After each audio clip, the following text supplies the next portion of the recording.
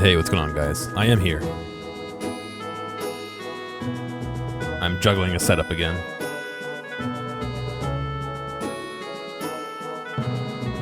Hopefully you're all doing alright. Hopefully the music's not too loud. Looks like it's probably not, right?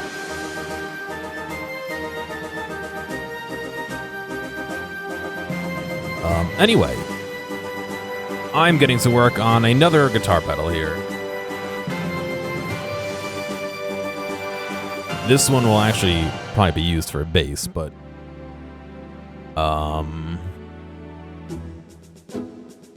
there we go. Hopefully you guys are doing well tonight. I'm gonna start on the Multiwave Mega. Exclamation point pedal will get you a link to the store page for it, if you are curious.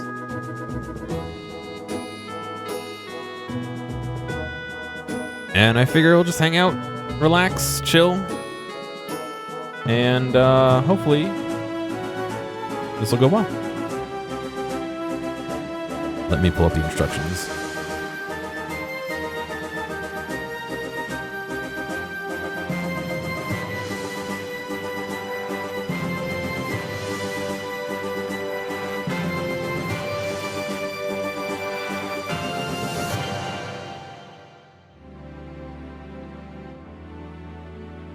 Google, I don't want to enter a CAPTCHA, please.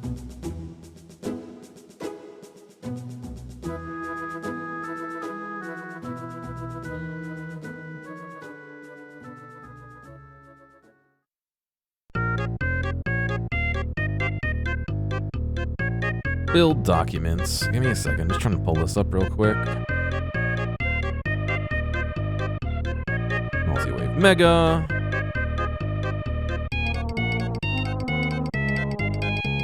All right.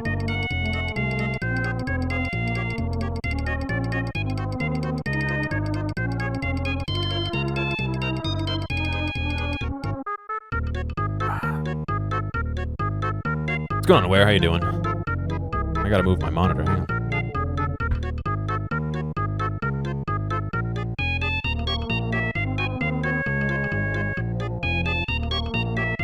on. The music's not too loud for you, right? It looks like it's an appropriate volume to me, but I'm actually not listening to the stream, so... Some space bar is nice.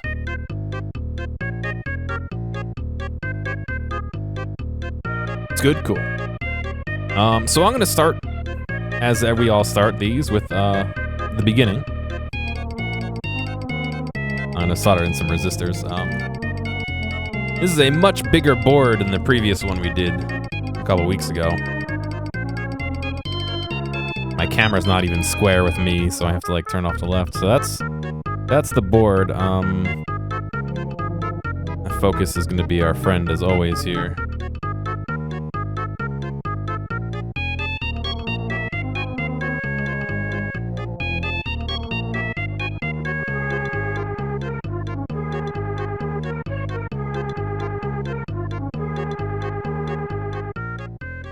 Tell me to start from the end? You gotta start from the lowest profile pieces.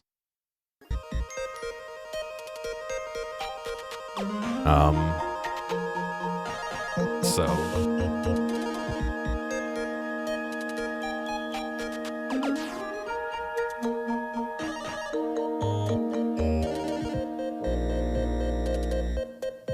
I literally have a pile of resistors.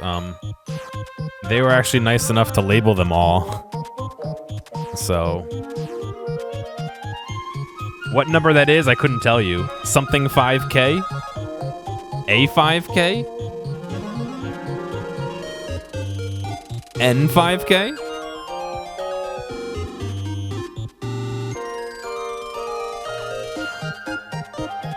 I also bought some sandpaper this time, so...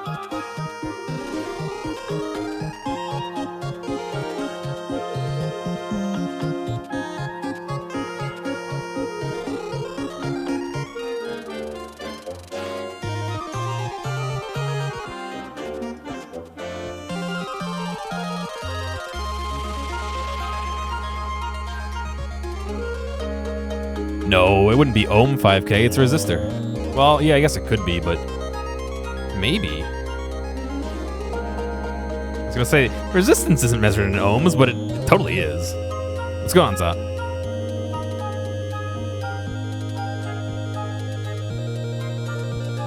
You working? You watching me on the Chromecast? It's working. So that says 4.7. So I don't think it's supposed to be ohm 5. Did you know anything different, Zot? Sorry, this is boring. I'm just literally trying to fold this.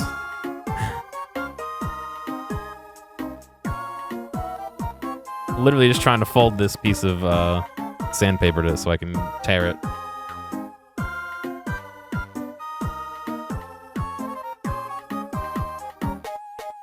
No, it's just working. Okay.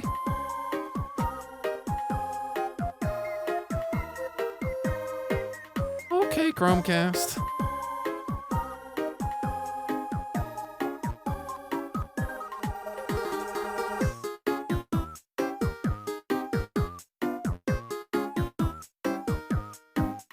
I mean, I could just lay them out and see.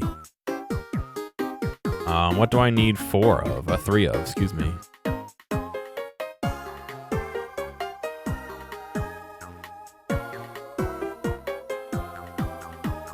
I don't know. I could just measure it.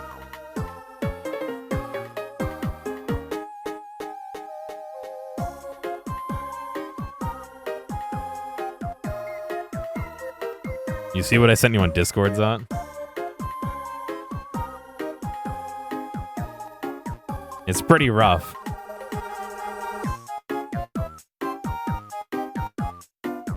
$14K? Was that supposed to be a 1? Okay, I guess maybe I could see it being a 1.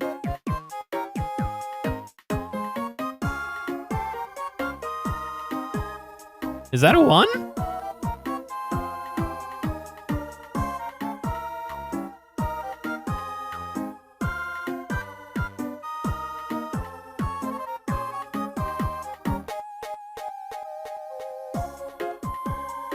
I need a trash pile is what I need.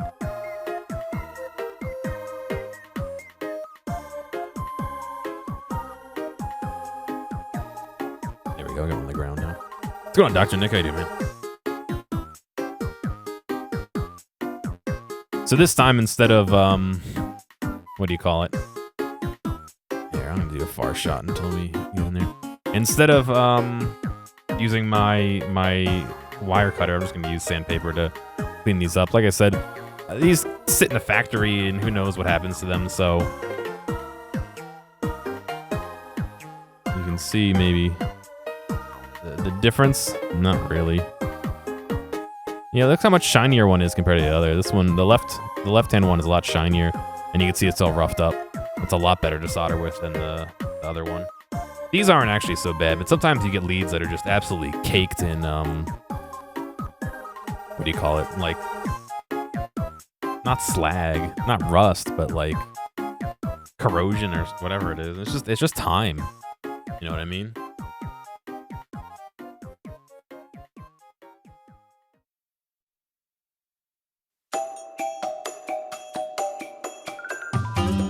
What's going on with you, Dr. Nick? I'm also proud to report, if you didn't see my tweet about it, I fixed those monitors. Remember the ones I was trying to fix last time and I couldn't fucking figure out how to fix it? Well, it turns out I was looking at the wrong board, first off, because I tested that board. After I did the second stream, I got access to the second pair of, second of the pair. So I was able to mix and match the boards to see what was up. And the board I was trying to fix was not at all, the issue. So when I tried swapping out the other board, it was an issue. And I replaced a few of the, let me see if I can pull up a picture of it real quick. All right, so a picture of a picture. there's 5 capacitors. 1, 2, 3, 4, and 5 down here. I replaced these 3, and it didn't work. And later I was tracing it, and it goes from that one board through one of these pins right here, down into this capacitor, and then over to this MOSFET. And when I replaced this capacitor, it just started fucking working again. So obviously that cap was either bad or going bad or something. I don't know if that was caused by the MOSFET or just heat. So I put in a higher rated heat cap in there, and hopefully it'll just chill and be okay, but we'll have to see. So resistor 10.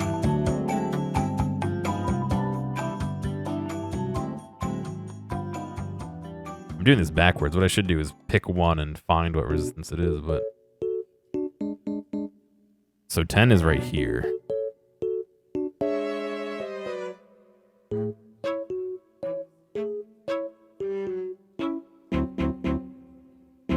Shove that through. Do this little...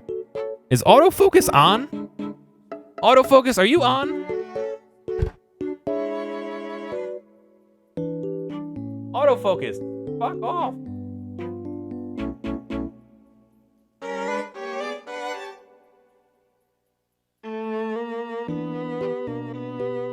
Autofocus just fucks everything up. All right. Cool. So 10 is in. Resistor 10, 19. It might be easier to just do this and look on this camera, to be honest.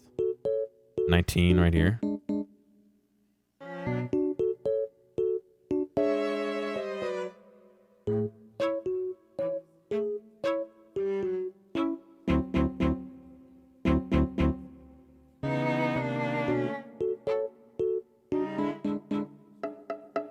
And 22. There's 23.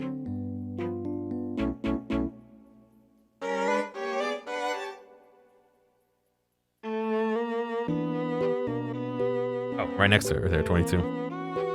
R13 is 10K, okay. But yeah, I've been feeling pretty good the last day or two. Fixing that monitor made me really happy. I was happy about that. And then getting this package in today was really nice as well. I can finally start building this. It is a commission for somebody, so I kind of felt bad that they were taking 6 years to deliver it, but at the same time, the faster shipping was like $30 or $40. I was like,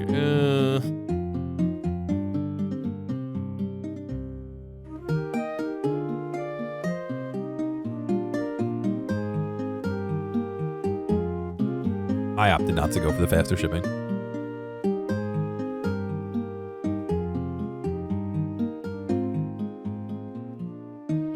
I already kind of undervalued it a little bit, just because I haven't done something of this complex before.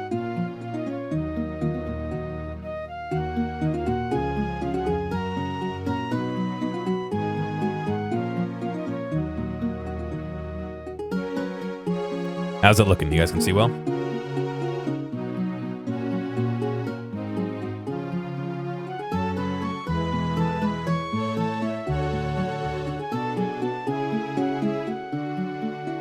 You see me bridge that joint in HD?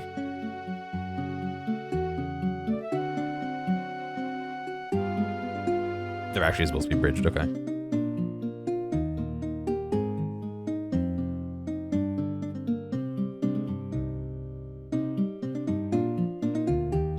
What you're supposed to do is you're supposed to heat up the wire, you know, the actual lead, and let that melt the solder, not the iron.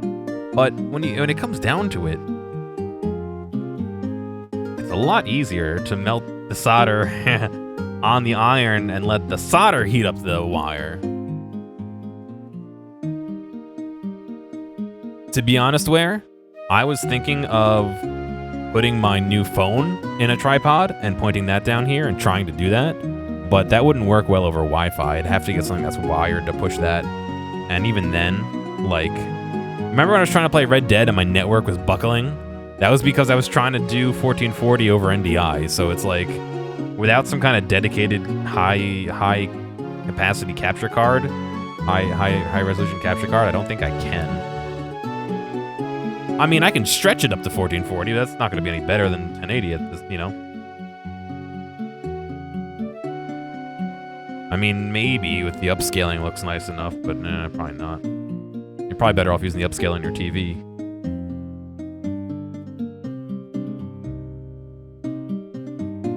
All right.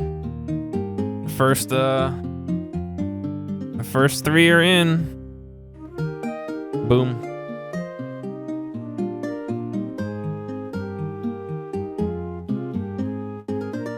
I'm guessing that's 10K.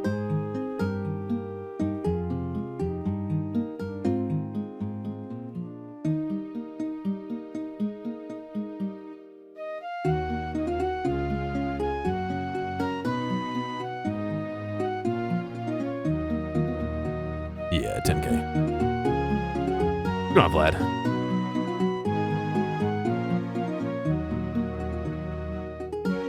Look how nice and bungled they came. Ugh.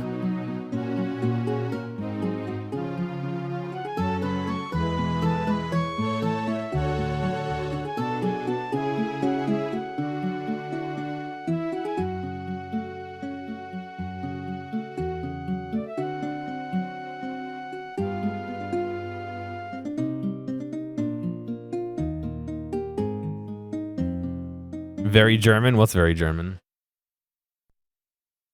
The music?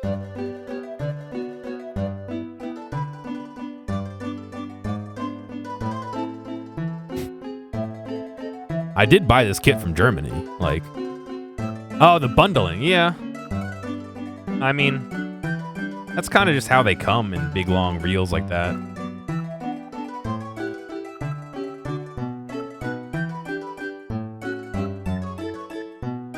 Like, I'm not even joking. Hang on a second.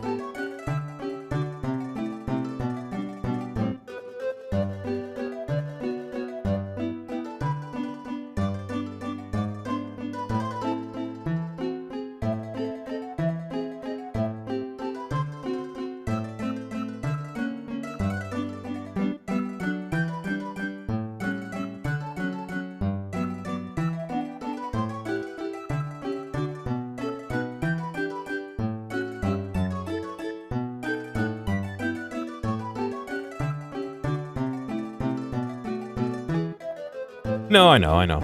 But, like, literally when you buy... You get a big box like this, and it's literally... just fucking resistors. I can't even zoom out far enough, focus it, but...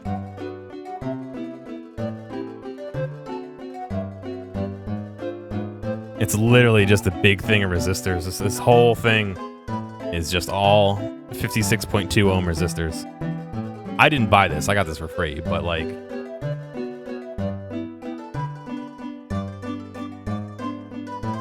literally a big resistor rope.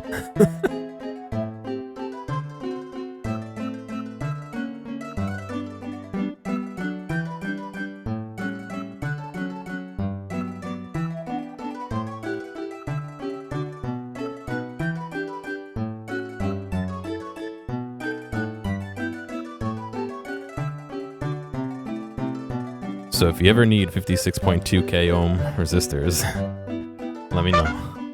Hey, thank you, School. Appreciate it. All right, let's get back to this. Did I clean these all? No. Yes. Oh, cool, man. I do this occasionally. I mean, I play games and shit. I'm not solely a electronics builder, but I do enjoy doing it. Make sure these leads are all nice and clean. Oh, cool. Well, if you know how to solder or want to learn how to solder, there's some pretty easy kits you can make to do like simple things like a compressor pedal and stuff like that.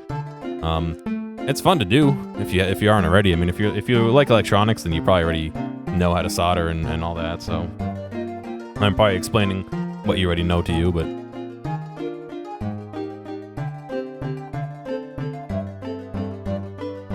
all right.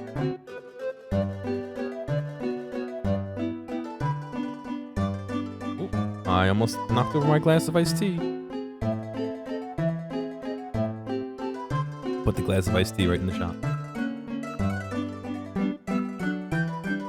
I'll put it right next to my soldering iron. That can't be bad for my health, right? These were 10K, so 1, 7, and 11. No.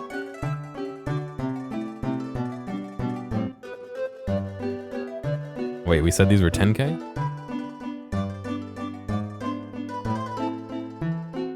You thought about it? Nice. Yeah, check out, what is it? Mad Bean Pedals, if you look them up. They have lots of kits, and, not kits, but PCBs, and you supply your own, parts, but they're pretty easy to get usually. And there's some really nice beginner kits on there that'll get you introduced and all that. Yeah, these are 10K, so it's asking for resistor 1, 7, 13, and 18, and 23.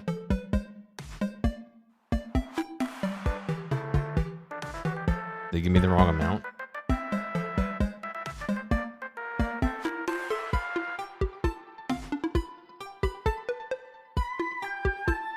No, it did shit like this. Look at this.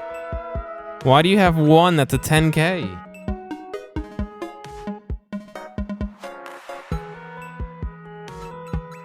Another 2. Why would you do that? Just give me one cut. Oh. All right. So 1.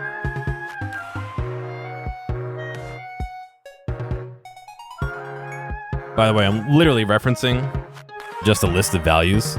So you can see resistor 1 is 10K right there. And then all you have to do is find resistor 1, R1 on here. There's 11. You can't see it. There you go. There's 11. Maybe I should focus it better. There we go.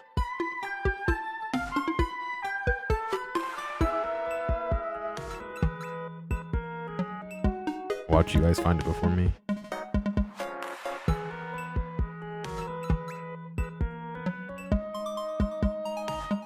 R1.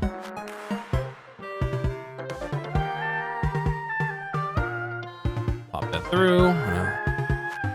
Pull these tabs over so it stays. I'll have to reflatten that. It's okay.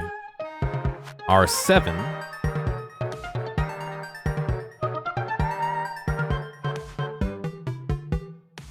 Oh, I saw 17.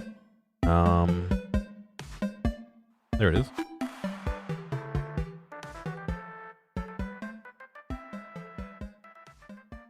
Also, being blind makes it terrible to try and read the resistor values, which is why I just use the multimeter to test them.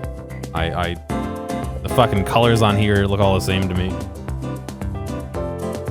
711.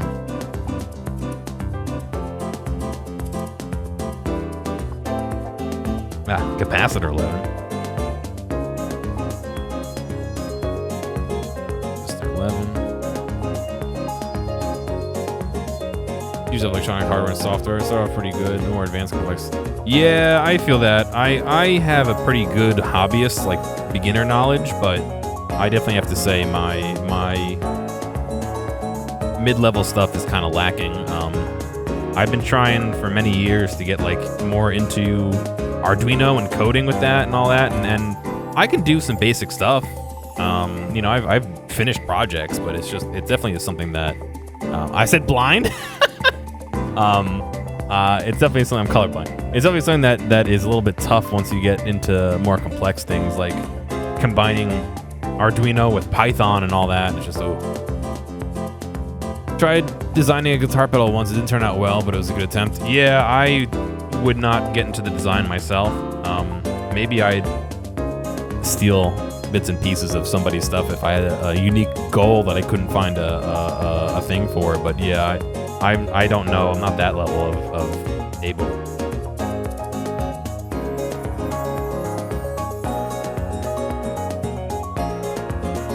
I wish, but no.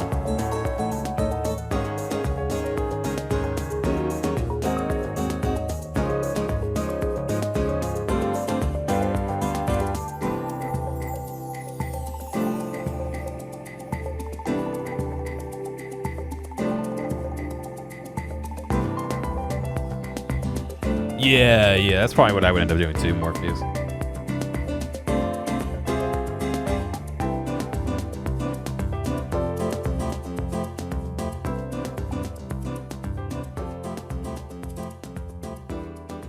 Also, forgive my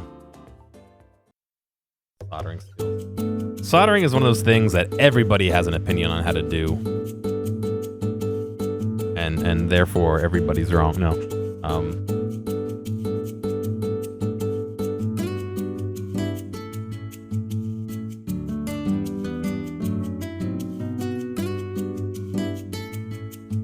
Doing it this way is 100% not ideal, but it definitely works. And it's something I've gotten pretty good at. Usually I can repair most through-hole things and some surface mount stuff I've done too, but I hate doing it. It's so finicky.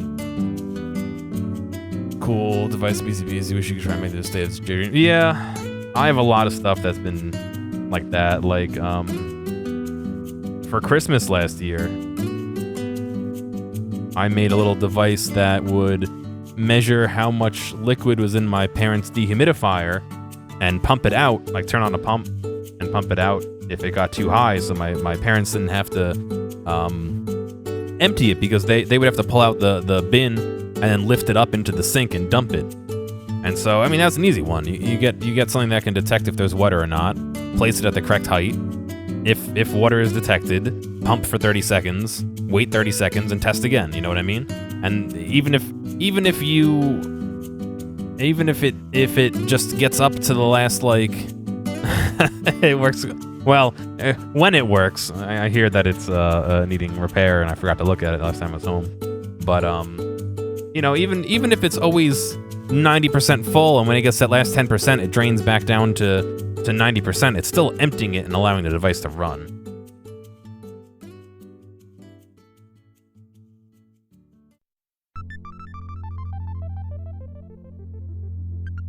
All right, so there's another 3. Let me double check that these are all 10K.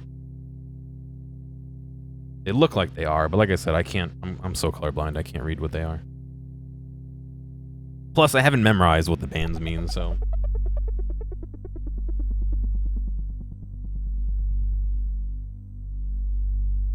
Do this and.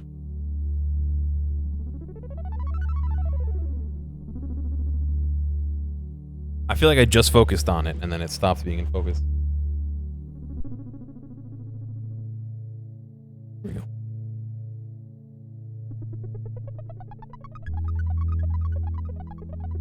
Nothing. Oh, there we go. Yep, 10K.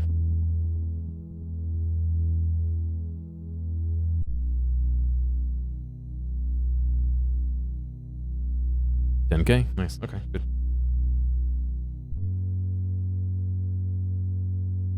It was, I got it between the EF, which I'm not sure I know what EF stands for, and off, and it was just going.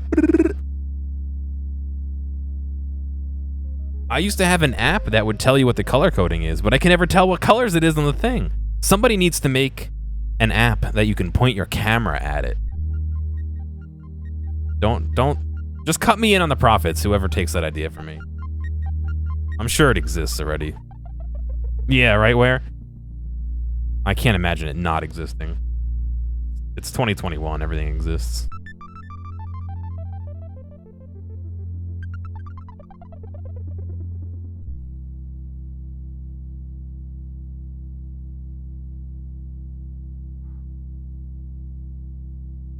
Can I read it? No, I can't read it. The issue is, I mean...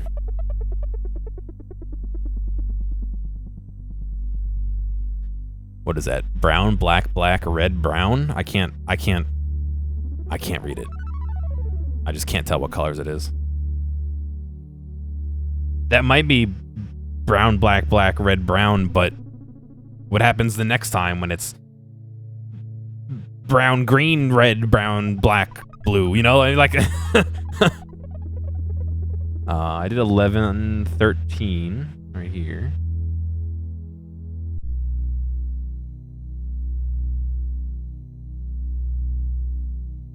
Oh, so you memorized the codes. Yeah, I never did because I can't read I can't read the resistors, so why would I invest the time? You know what I mean? I need to get those $300 Enchroma glasses so I can read resistor values, and then do a whole bunch of work to memorize what is what.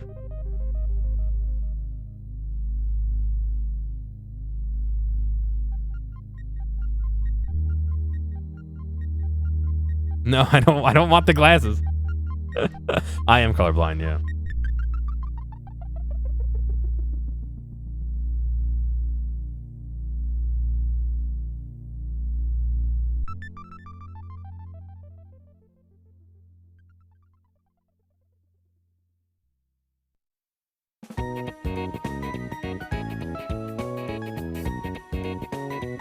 No, don't start a GoFundMe. Get out of here.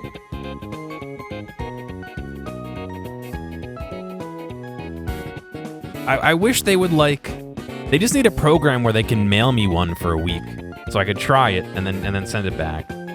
I want to try it. I just don't want someone to pay $300 for me to try it. You getting out of here? All right, good night.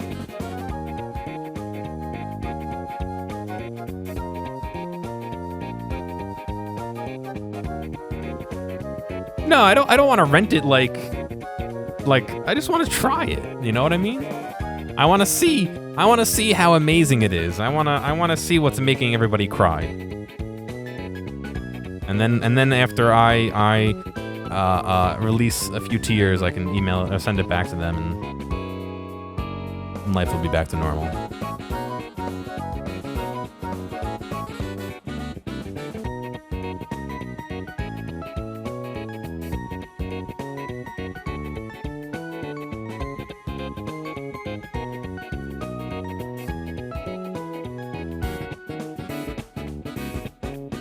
Yeah, maybe I have to do that thing where they do with the glasses, where one eye is colorblind safe and one eye is normal.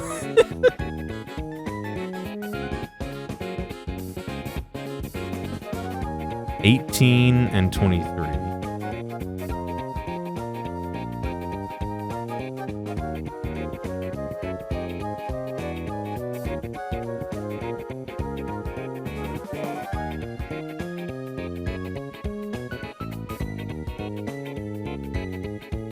I might need regular glasses, jeez.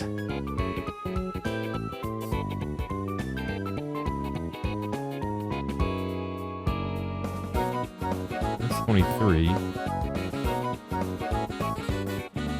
That's the goal, Vlad, yes. Each little hole here has a component that goes in it.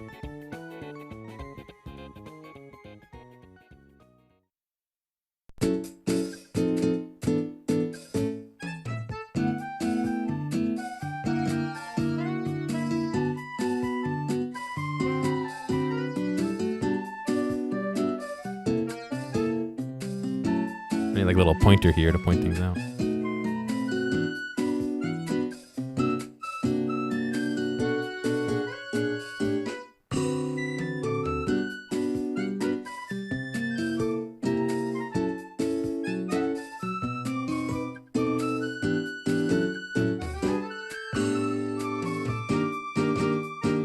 There's 17.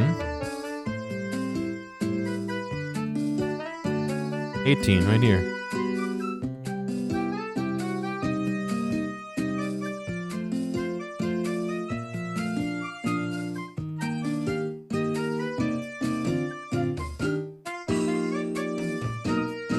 So yeah, the idea is that there's a component that goes in each of these holes, and then some things even go off of the board, like you see these holes down here are for wires to go somewhere else to another thing.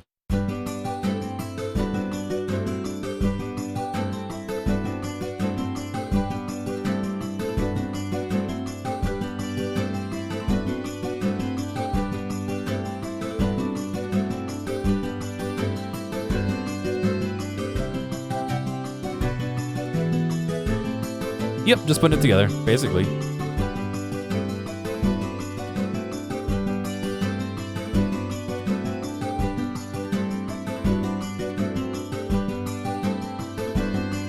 Someone did the hard work of designing it, I'm just putting it together.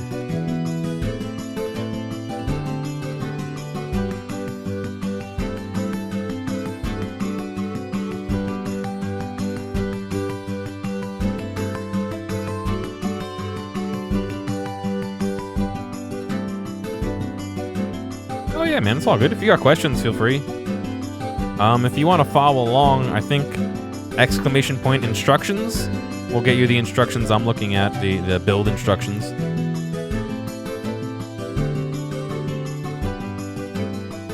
I think I set that up right.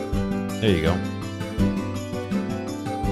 It'll probably be a little more technical than you're looking for, but at least it'll give you an idea. So you can see I have all these capacitor values and resistor values here that I'm placing in, and if I scroll up, this is the PCB I'm looking at. You can see each one's labeled with a resistor number. We have a little wiring diagram here to explain where to wire all the off-board stuff. The drilling template, which I bought it pre-drilled actually, and then a schematic here. These could be useful to try and troubleshoot. Hopefully I don't need it, but you know, it's here.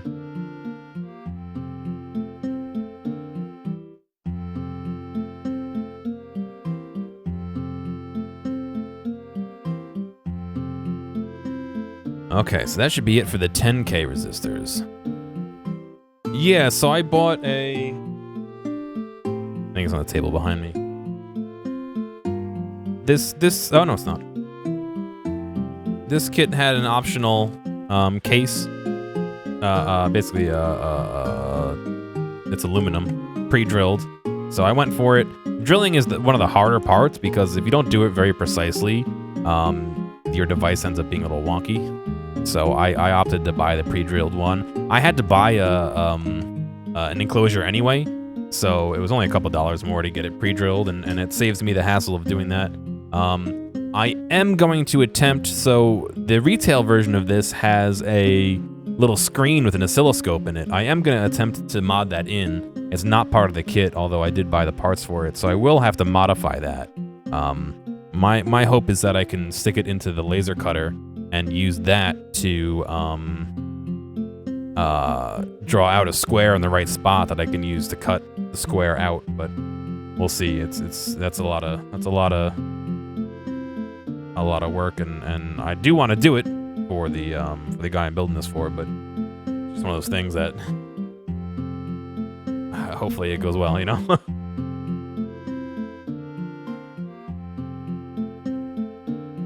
Just hot glue the board in. So usually it's so cramped inside that you don't even need glue. Like the last one I did, that one I sent to Vinny, there's no hot glue in there. It just sits in there. Or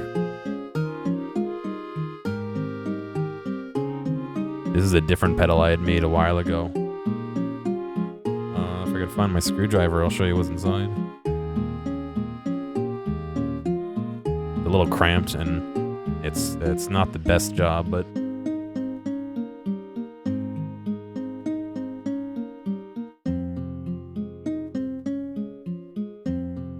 this one's mine. It's a little chorus pedal.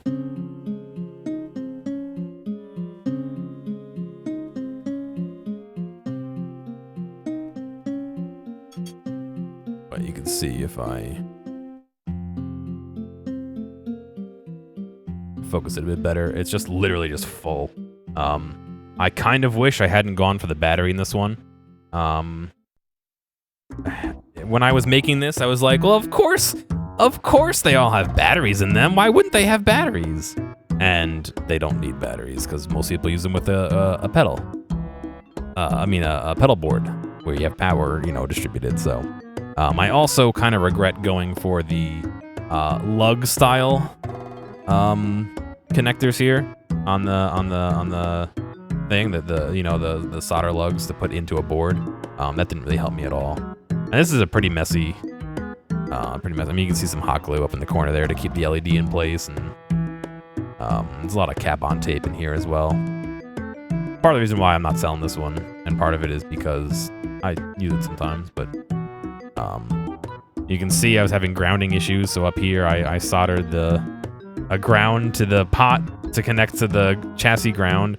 I had previously tried... Oop, I lost my iPad there. I had previously tried to actually solder it to the edge of this, and that didn't work.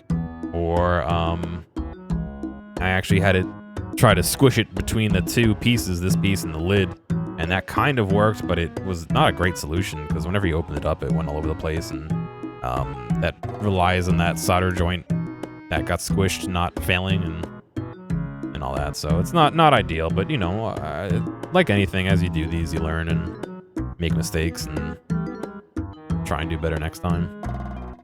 Even that one I sent to Vinny, I had to make some modifications because there was a couple of capacitors that were just too big, and I couldn't relocate them anywhere else except for basically taking a wire from like here to here to stick them somewhere off to the side. Like it was pretty gross. Not ideal at all. I did silicone it down so that it wouldn't vibrate and all that stuff if, you know, the pedal got dropped or whatever, but it's just not ideal. Not ideal, so. But I didn't know, because I find it really hard to figure out what size the physical size of the items are when you buy them. You know, like little caps and all that. You may have... Where's my bag here?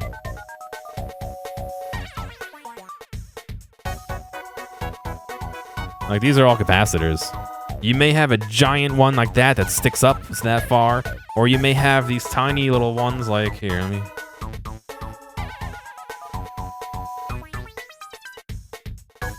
You might have something like that, which you're like, oh, that's not that big. But then you compare it to like a different kind of capacitor that's like that, and it's like, well, that'll fit almost anywhere. This is really wide and really tall, so it can only fit in certain places, and if you don't do it right, the lid won't close, you know? So stuff like that can sometimes be a little bit of an issue if you're not prepared to move it somewhere else or rebuy the part to figure out what height is. I mean, you can search by height and stuff like that, but it's also like relative. Like maybe a 6mm fits and a 7 doesn't. I don't know, you know, like, so.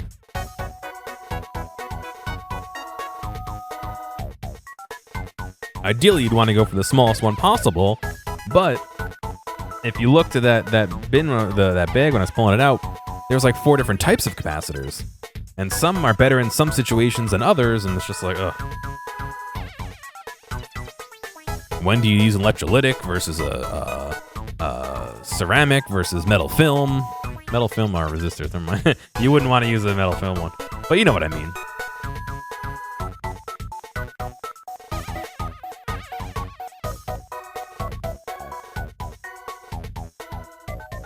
My favorite kits are when somebody makes a bill of materials on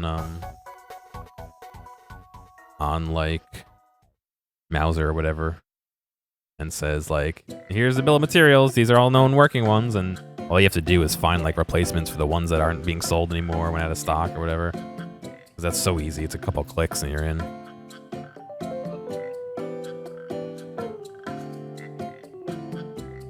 The fun for me is more in building than it is in sourcing parts and all that, you know?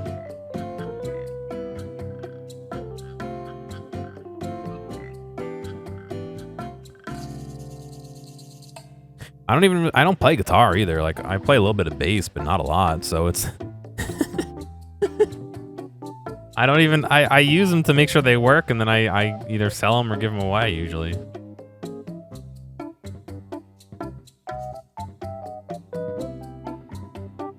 Alright, what did we say this was? 4.7? Oops.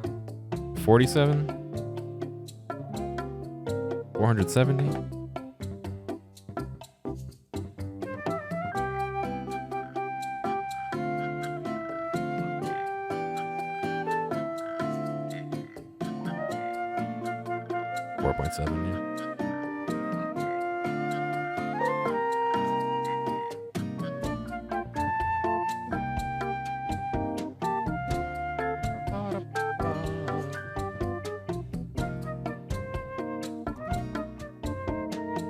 Look at some messages here.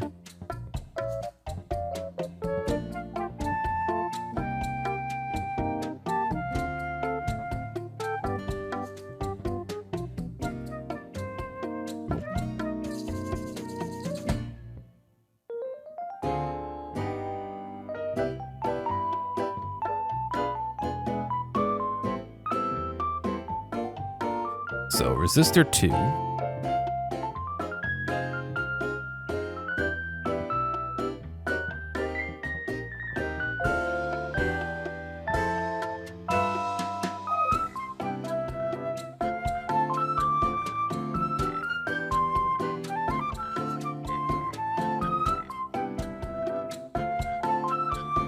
What I should do later is go back and clean off all this flux too.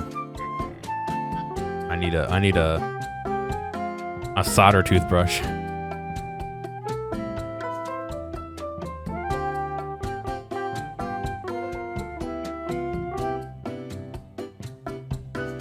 Wait a second.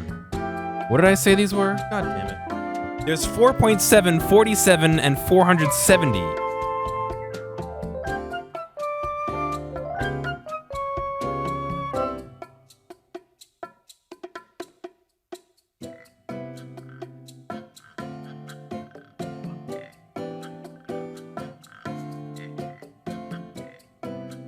$4.7K.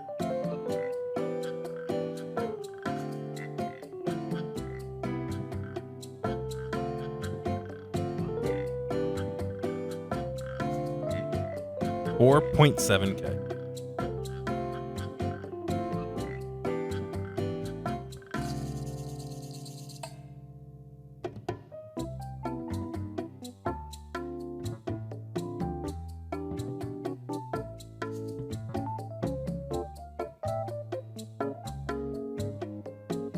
Not that one.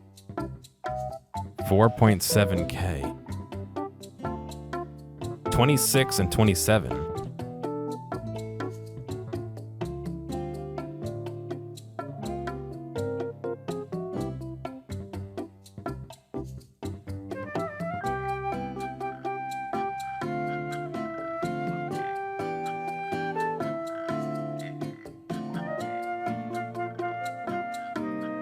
Don't solder my teeth, yeah.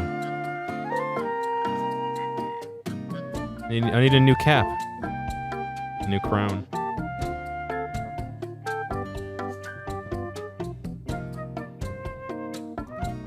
Okay, my guess is those extras might be for the LEDs. We'll see if they're left over at the end. I believe they are. This has three resistors listed as choose your own for your LEDs, so. And they gave me the exact amount.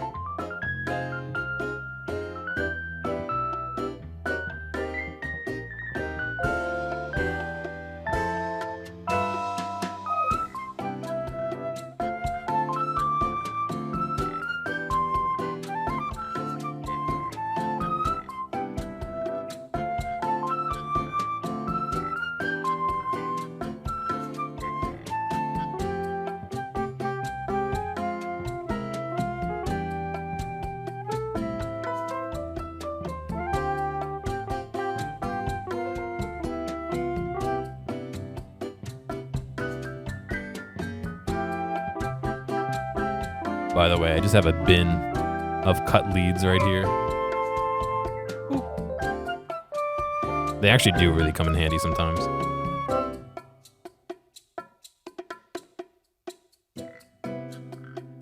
All right, we're making our way down. What do we got here? 470. I'm looking for my mouse to scroll up on my iPad. This would be number 3, 470.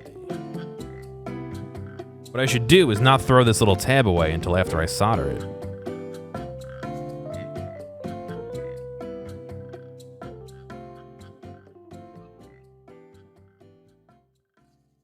Intentional and unintentional. Yep. I like planned and unplanned, but yes.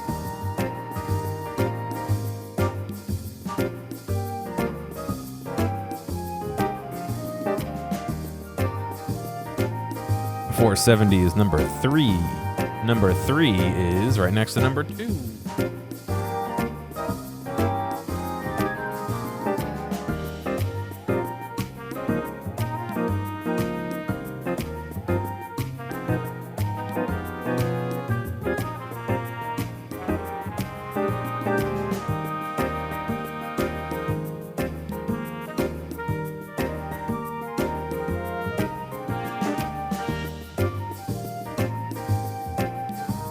That was a poor joint.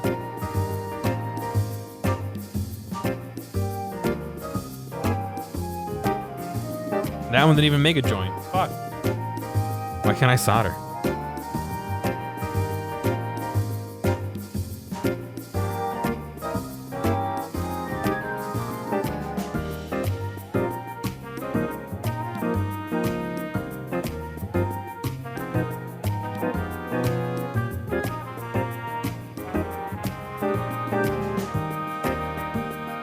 Taking a quick look and making sure that the tops of these are all getting hit too. Usually they're plated through, but you know what I mean. A little hard to see. Look at the difference.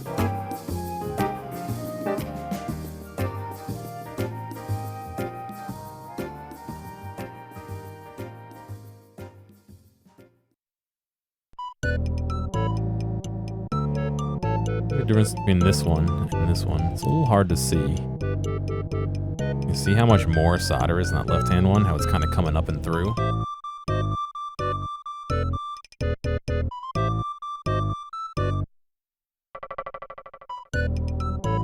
You kind of see it.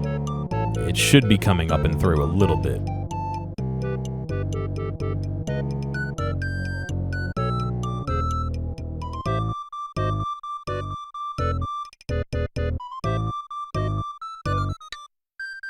All right, Morpheus, have a good one, man. Thanks for stopping by.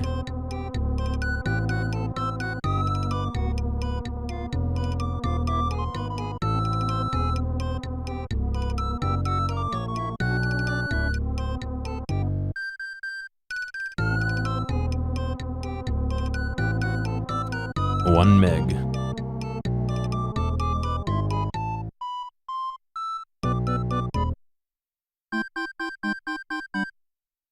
I keep putting this where you guys can't see it. There you go. 1 meg.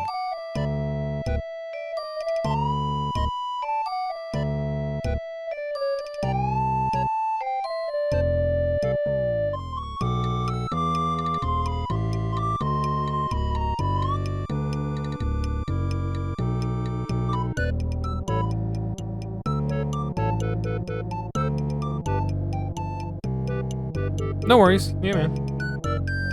I'll be around. I don't know how much of this I'm doing tonight. I'm gonna go until I don't feel like going anymore, I guess. To be honest.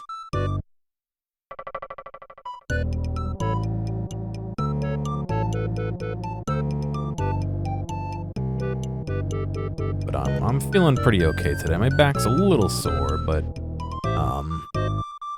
I got some curry for lunch and I'm still pretty full from that. I got a glass of iced tea, which I should be drinking more of because I'm thirsty, but... Or, alternately, I should be drinking water, but, you know.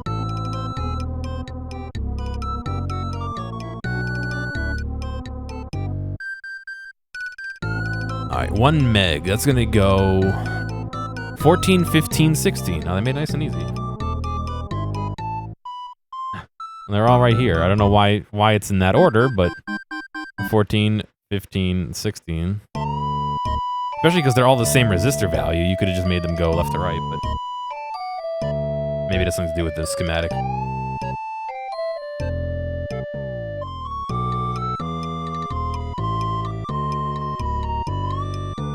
Basically what I'm doing is I'm sticking them through. You can see how it's going through here. It's out of focus. And then pushing the leads down to the side so they stick. You can see that's the one right here that I just put in. So they stay there. While I'm placing the other ones and soldering.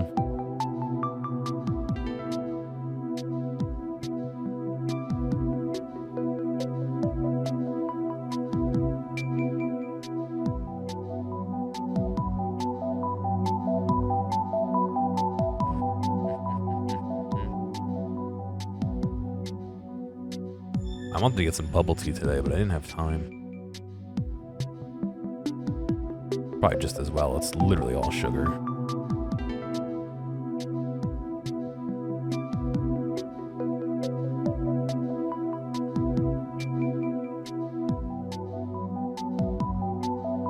I haven't had bubble tea in forever. I'm trying to cut down the amount of sugar I have. Oh, did I not cut these leads last time?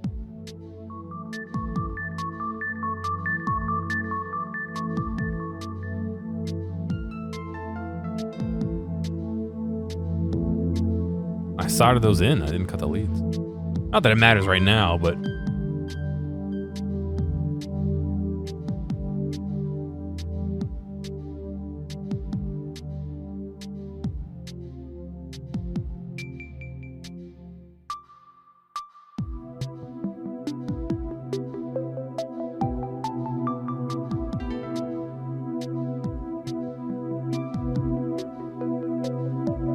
I'm not blocking the view, right? I'm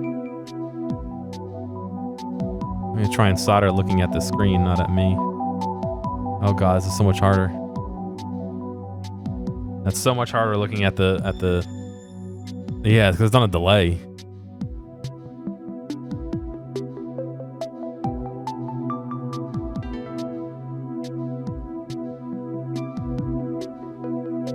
And maybe about a quarter second, half a second delay. That's just enough to make it hard. Ooh,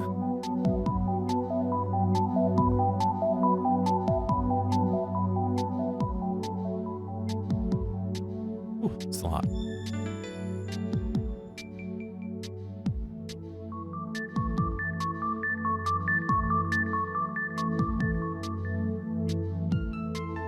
It's important to hold them while you're doing that, otherwise they go flying everywhere.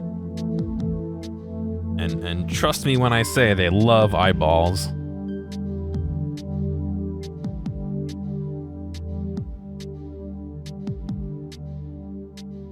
$22K. Oh, there's a lot of those too, yeah.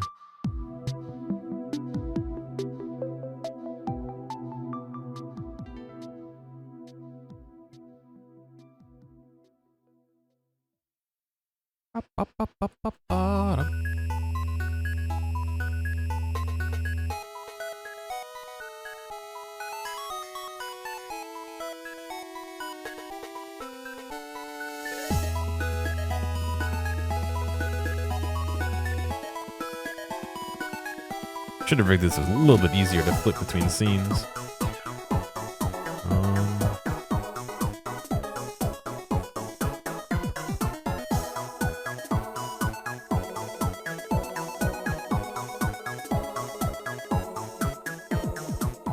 Not that this is any better than the other scene, but at least it's not out of focus.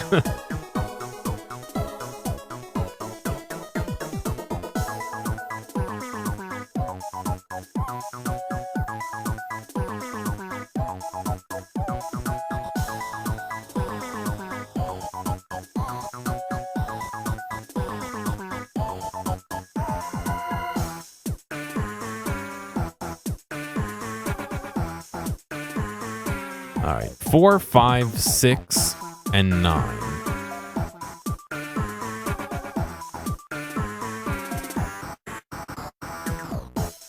There's diode 4. That is not what I want. You can tell it's a diode because it says D, but also that little band right there indicates what orientation it goes in.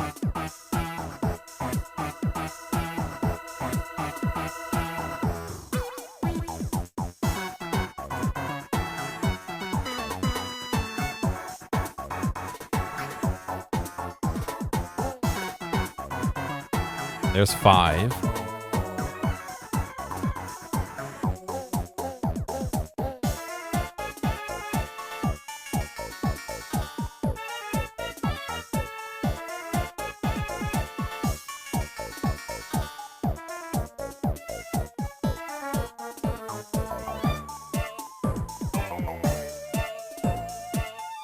What game is this from?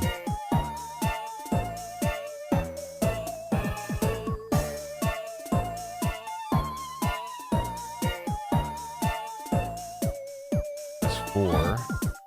There's 9.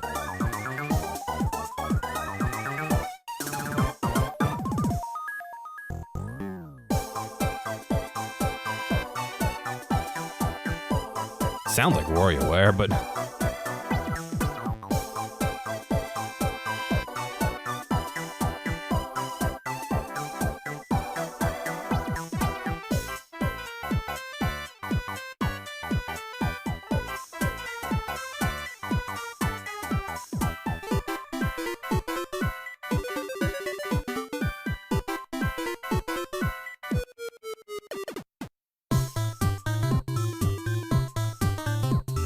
4, 5, 6, and 9. There's 6.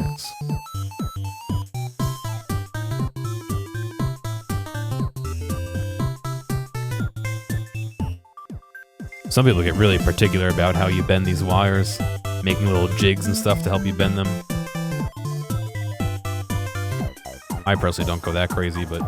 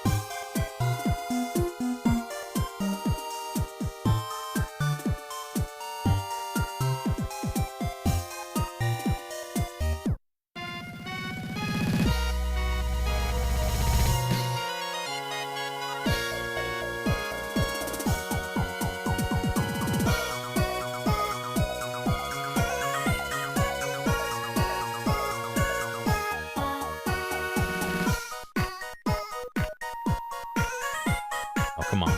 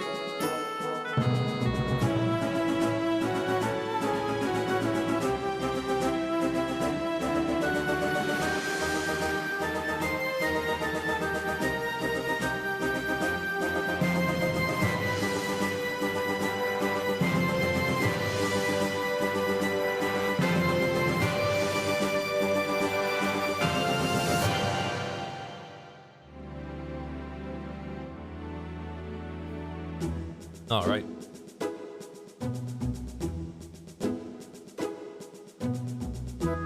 $47K.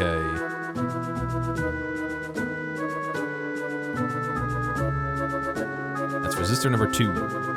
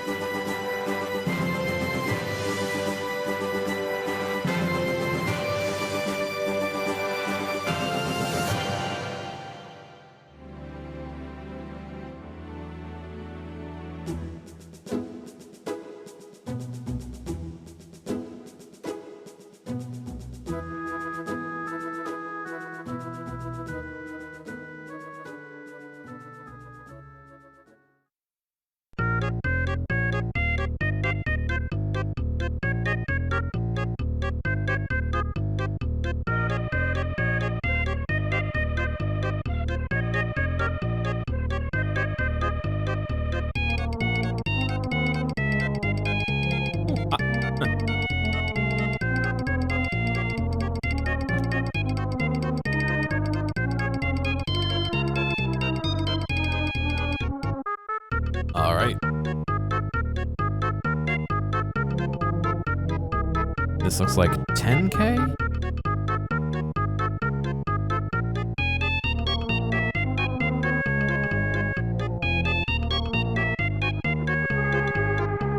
I can't tell.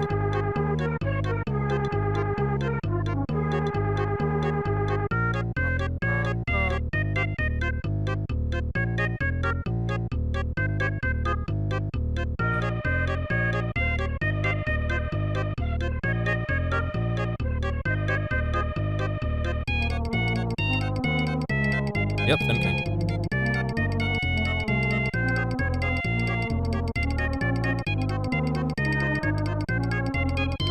There's supposed to be 1, 2, 3, 4, 5, at least 6 of these are supposed to be 10K, so. I guess they were getting rid of their scrap 10Ks, maybe, who knows?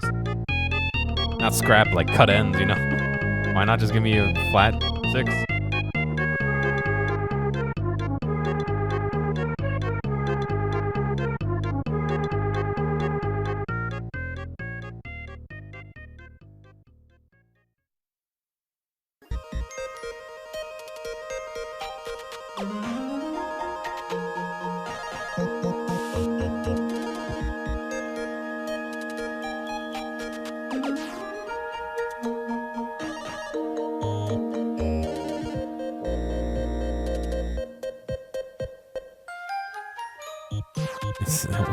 I was reading upside down.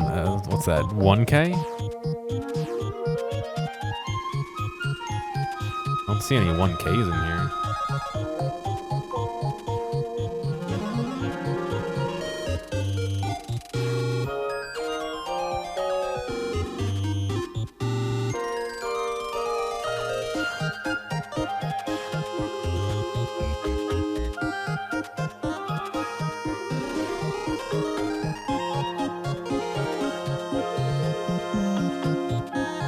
One meg. Oh, it's an M.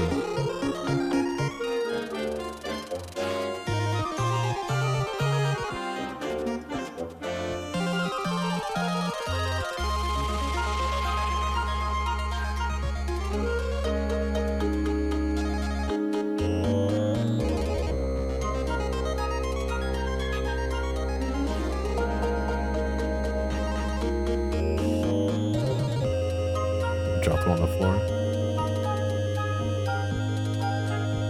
100K.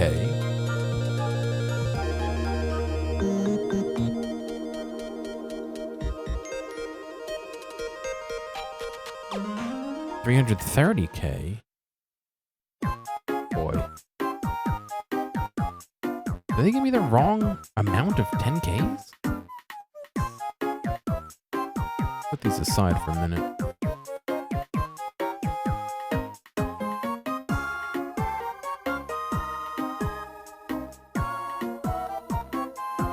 We'll do the 330 because it's a single one, easy to get out of here.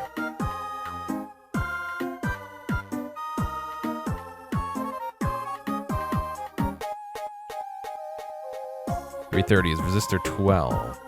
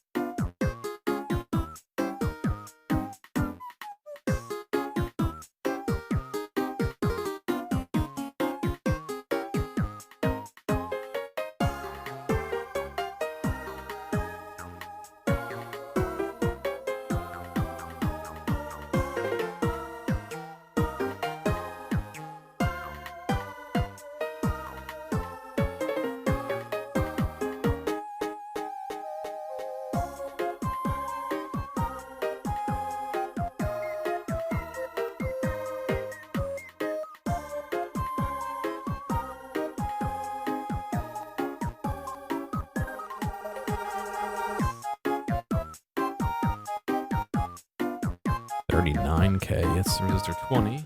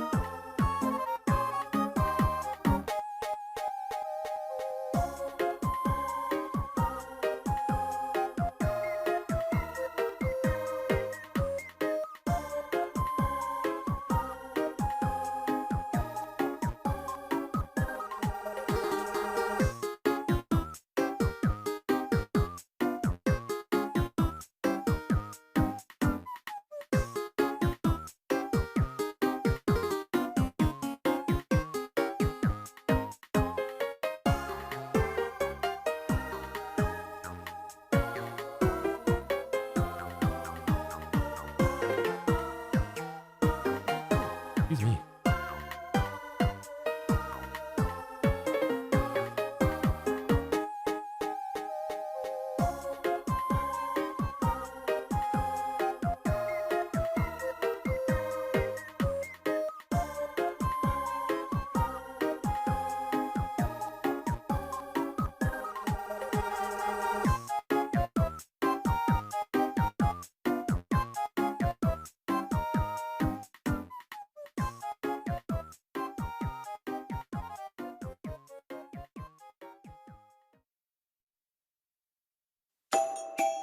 At 420K? Nice. Probably 470K.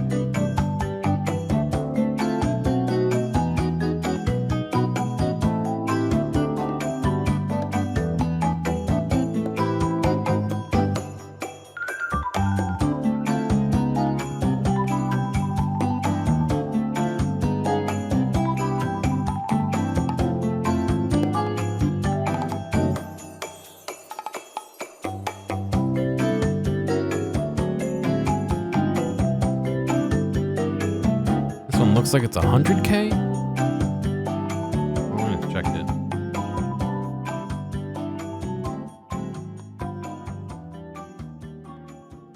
Resistor 8 is 100K, so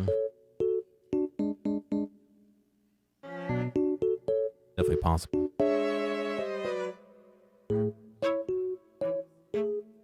100K, yeah.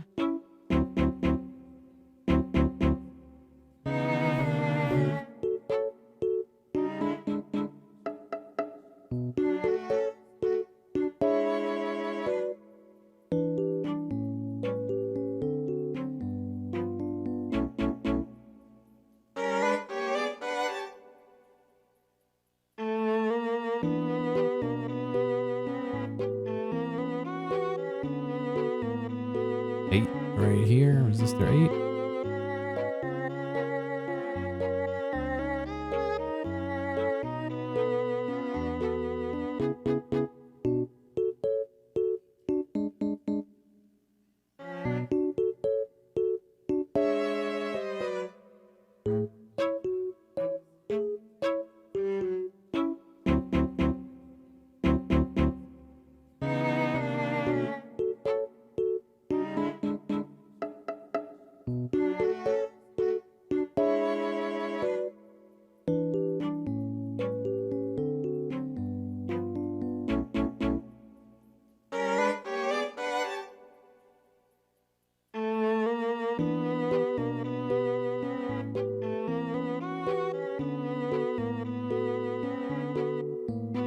I don't know what HV is. I think that's 11K. Do I even have 11K?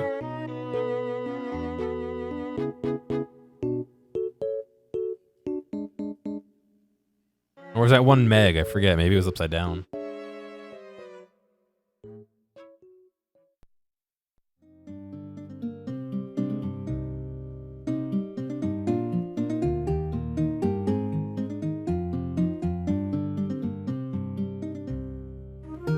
It is 1 meg. Where else do I need 1 meg on this? 14, 15, 16, 17. A lot of places, so I must not have filled them all last time.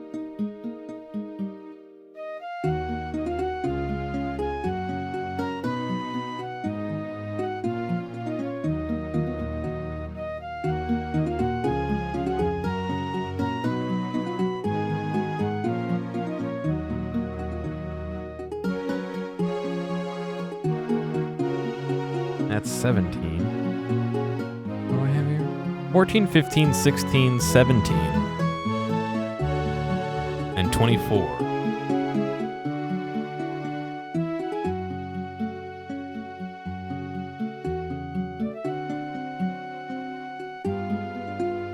I see 25. 30. 34. 24. Left underneath U3, the big one.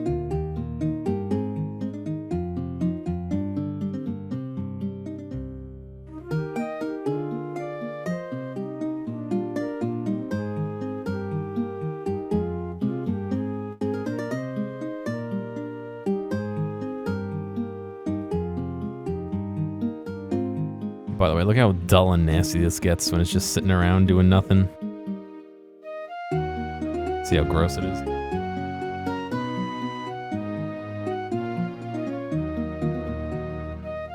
Have a wet sponge, wipe it off on. You're supposed to keep them with solder on them tin, but I personally am not a huge fan of that. I know it's the right way to do it, but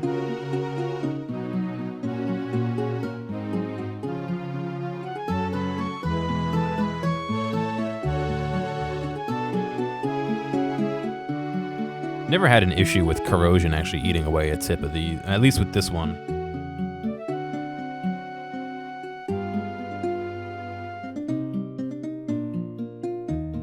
I actually did it on my old iron, come to think of it. Where the metal of the tip just kept getting eaten away very slowly over time.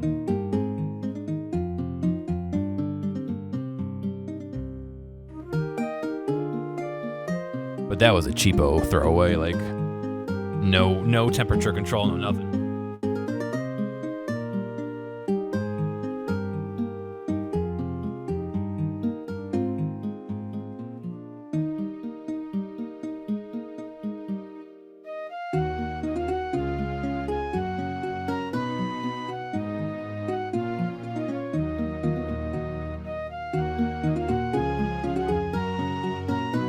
It's a pretty poor solder job. Came out okay in the end.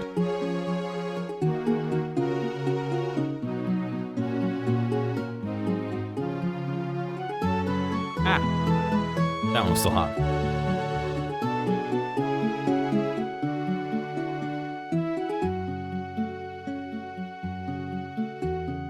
Also, look how shitty this joint is.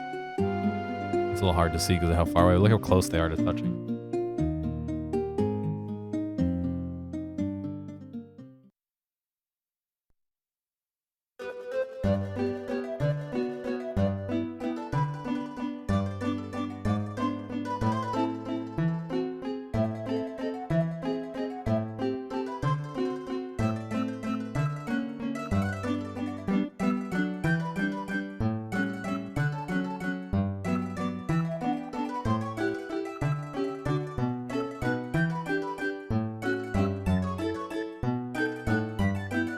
Definitely one of the dangers of bending leads over like that.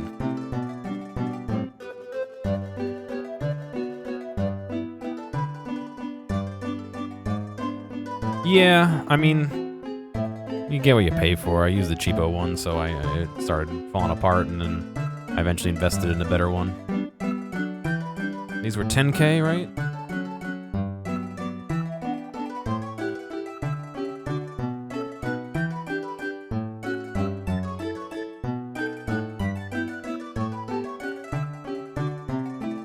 Come on. 10K, yeah. Where do we need 10Ks then? Resistor 1, I believe I did that one already. Resistor 7. Yeah, some of these I did. Let me start from the bottom, maybe. 28.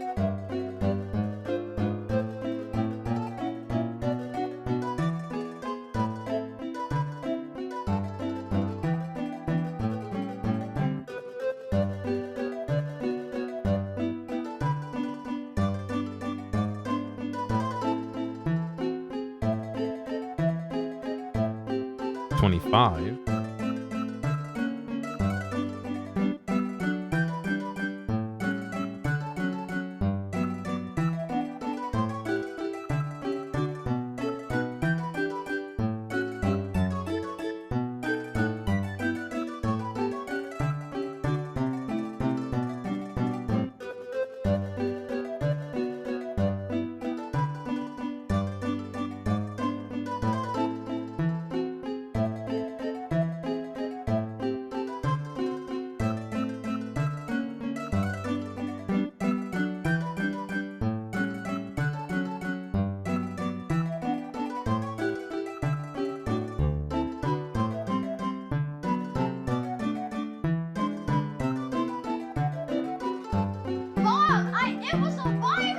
Hey, thank you, Pelican. Appreciate it.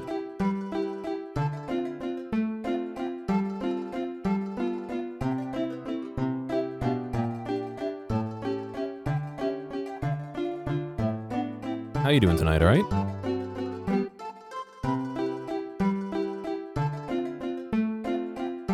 In theory, I have 3 resistors left. 29, 30, and 31. 31 is right here. 29 is right there. 30 is right there. You'll see there's 32 down here. This is actually part of a different thing. That's part of the screen, so I'm not going to populate that yet. So that must be what these 3 others are for. So if you look in the instructions, you can see 29, 30, and 31 are CLR. If I scroll down, current limiting resistors for the LEDs. So they are different depending on what type of LED you use and what the forward voltage is and all that. So that's why they're unlisted. You have to do the math yourself, but since these guys were nice enough to sell this as a kit, they've already done the math for me, so I will just populate them up.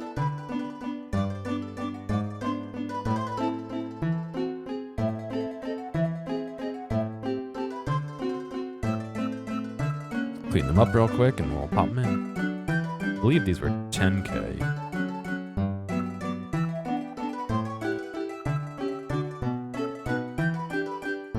Oh no, these weren't 10K. These were, what, 4.7? I could easily test. I think 4.7 is what's recommended for your like average red LED, but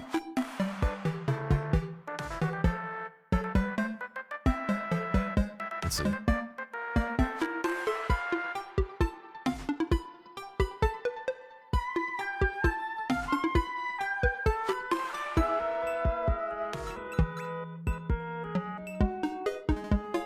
$4.7, look at that. 4.7K. I've made a few, yeah. I made this chorus pedal a long time ago. It's only fancy. Oh god, look how beat up it is now. Very nice. I made an auto wah that I sent to Vinny. That was a lot of fun.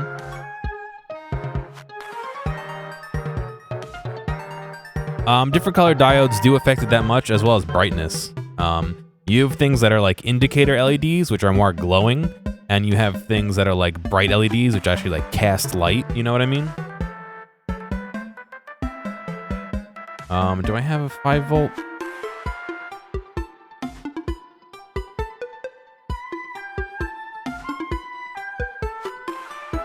I don't have an easy 5 volt source. Hang on. Yes, I do.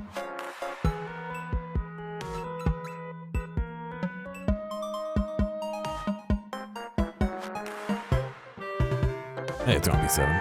So let's see if I can do this without breaking this.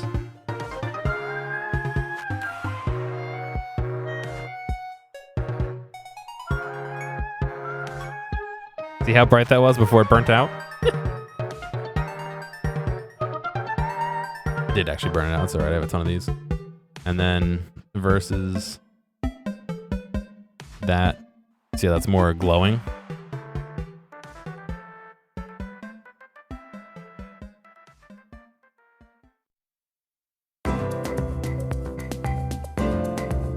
But yeah, different colors are slightly different, but different brightnesses for sure.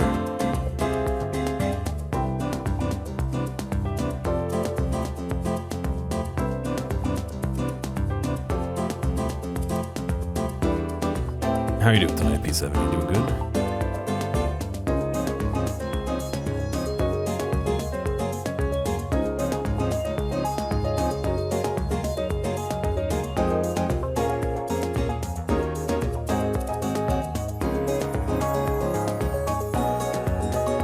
Doing great, good.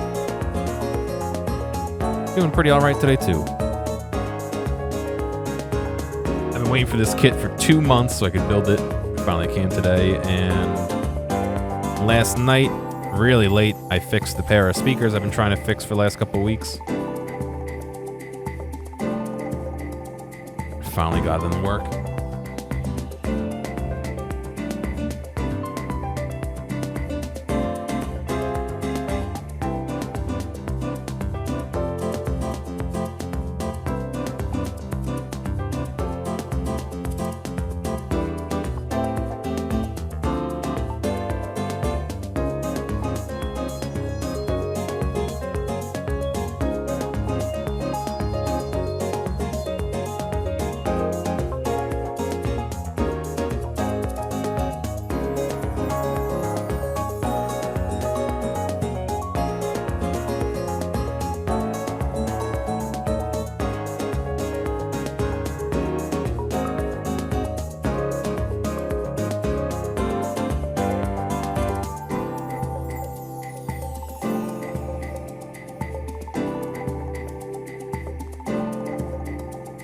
Into repairing old computers lately is pretty fun. Your family had a bunch in their garage. Oh, nice. You know what? These speakers were a coworker's, a buddy of mine, and they stopped. One of them stopped working, and so he wanted. I was like, oh, let me take a look. Maybe it's just a cap, whatever. And he was like, oh, all right. And he ordered a new pair, and ended up wanting to keep them. And I was really close to maybe sending them out to be repaired by somebody, but they quoted me like $300, $200-something plus labor and shipping and all that stuff. And I was like, they're probably worth 5 or 6-ish as a pair together, just because of how good they are and their age and all that. But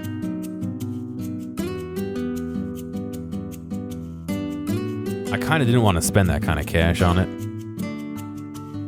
And so I sat down and gave it like one more shot, and I managed to figure it out.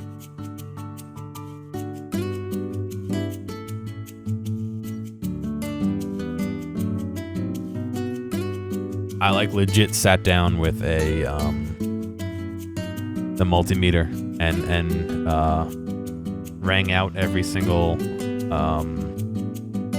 trace from where the error was back to the problem component, and I figured it out and I fixed it. Very happy with that. Okay, we are done with resistors for the most part. There's a couple more potentiometers, which are variable resistors.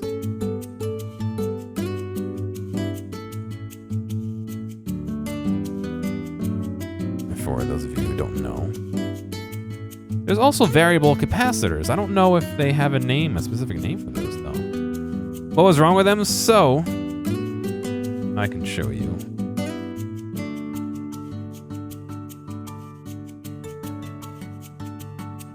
Hang on, let me just bend these so I can solder them in a second.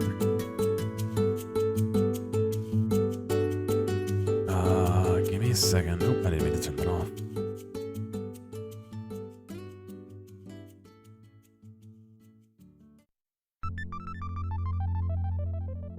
So, there's this board here, right? And it has a bunch of stuff. Oop, let me get it in the screen.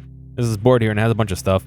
That connector there, place this down so it's in focus. That connector there goes off to another board. This board here, and it connects. You can see that connector, the twisty one off the edge, and it connects. And right behind that capacitor, a better picture of this. Hang on. I think my better pictures might be on my old phone. Shit. Yeah.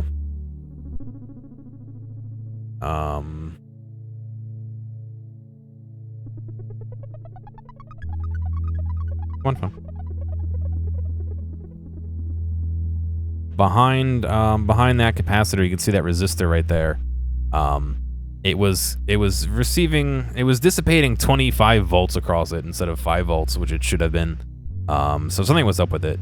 I traced it back through this wire, that curly wire, back to that other board. Back to this board. It actually ended up being that second pin right there.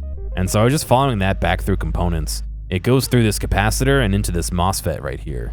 And I thought it was the MOSFETs at first, but when I did some tests on them, they seemed to be correct. So I had tried replacing these 3 capacitors right here with no luck, and all of these capacitors are brand new. I replaced every single one of them.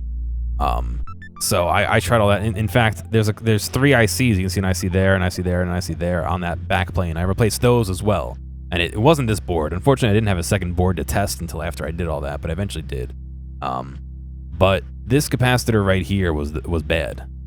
And so I replaced it with a higher temperature rated capacitor.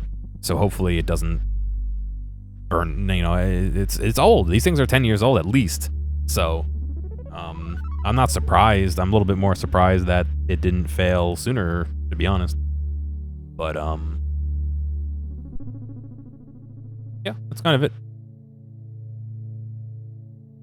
It was an easy fix to do once I figured it out. It was just getting to that point was a little torturous. I didn't really want to sit down and ring out the entire board like that, and I eventually gave up and said, all right, when they quoted me $220, plus labor plus shipping to get it fixed. And they didn't want to fix the board. They just wanted to replace the whole assembly. Basically what happens is that board, those two boards are on a little riser on a big heatsink. The whole back of the speaker is a heatsink basically. And so they just wanted that whole back of the unit. They were probably just going to swap it out, and I really didn't want to pay that much money to swap it out. Especially when they're not mine. Not that they're not mine, they're mine now, because my coworker was like, all right, you can keep them. I'll buy him lunch. But like, they're not something that I have an intent to use heavily. I probably will set them up, but realistically, I should get a sub for them as well, which is $1,000, and I don't have a good place to put them because of my monitor setup. My 3 monitors. There's not a good place to put them right now, so it's not really ideal. Plus, I need to make some cables to connect them to my system because they don't have. I need TRS to XLR in a certain orientation. I only have one. No, I picked it all up as a hobby, basically. I went to school for audio engineering, and we did have a unit on repair and soldering and all that, but it was all stuff I pretty much knew. Nothing terribly new. Maybe just refining my technique a little bit more. I got a mustache hair in my mouth. My hands are covered in like solder and resin. All right. Done with resistors. We got a couple more potentiometers to do, but let's do these diodes here. Unfortunately, I need to look up which is which because I don't actually know.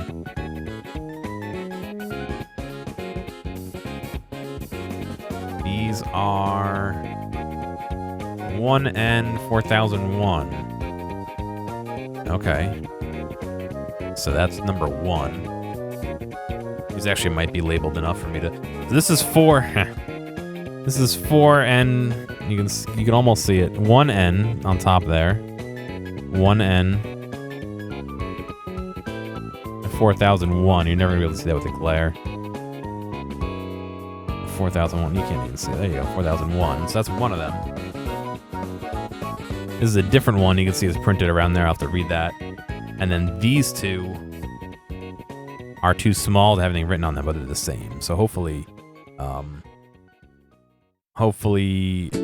I can figure it out. The audio engineering stuff is software-based. I mean, we learned how to do software-based stuff like recording audio. In fact, I have my name on a couple of CDs. Nothing crazy. But also things like live sound. So, you know, like I up until the pandemic, I did live sound audio for bands at bars. So like they'd come to the bar and I would do I would mix their audio live for them while they're playing.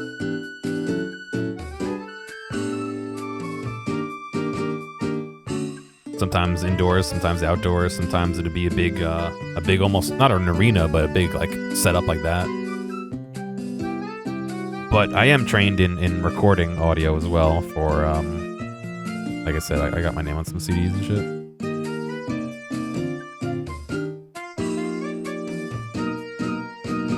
Mostly classical stuff I have my name on.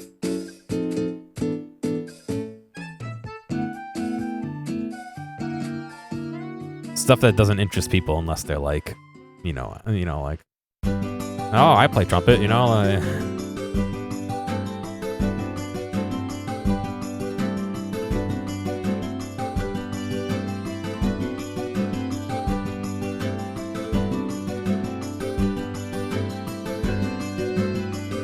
Oh, sick. There's some fun stuff you can do. I did my internship at a company that does ADR, so dialogue replacement for TV and film. Ah, fuck. I got myself again. How did I do that? I got to work on Law and Order SVU, which everyone and their brother has, but I also worked on the Carrie Diaries and what was that Sherlock Holmes one?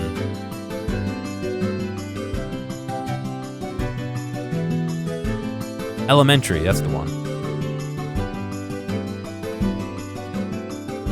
So I worked on all those. I'm actually gonna hit the top of this too because it's a little bit of a bigger object. What's going on, Tom? You laughing at me getting hurt?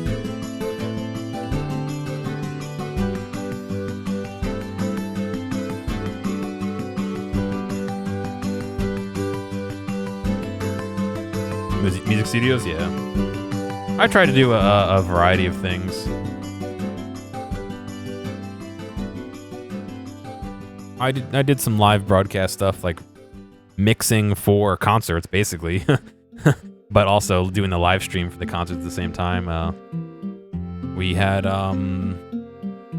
we started broadcasting them on the web while I was at college, so that like parents who were like deployed could watch their children play, do their concerts and stuff, which is really cool to hear that, you know, people who were who were deployed were able to watch their sons, daughters, you know, grandchildren. No, probably not grandchildren, but like nephews and stuff. You were? It's all right. If I was seriously injured, but I would be a little bit more upset, but I'm not.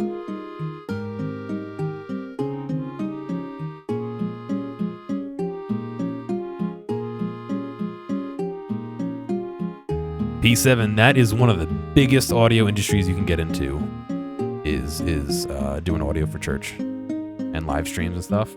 Not even joking. If you can get in somewhere and do a good job and keep a job, you'll be set. 1N5817. 1N5817. This is number 4.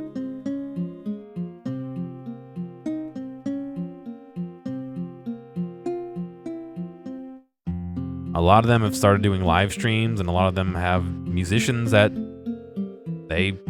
play. You know what I mean? They're big setups. There are a lot of churches that build their I want to say stage. I know there's a real name for it.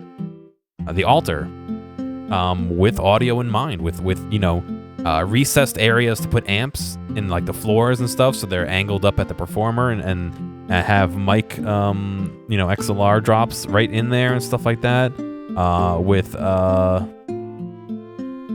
little drum cages and all that stuff to keep the drummers locked. No, to keep the sound, you know, from traveling too crazy.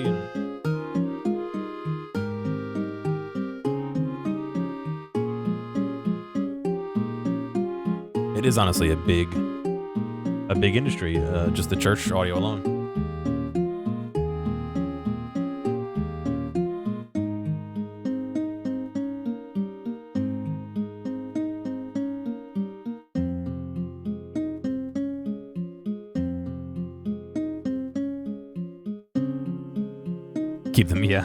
Keep them locked up so they don't mingle with the general population.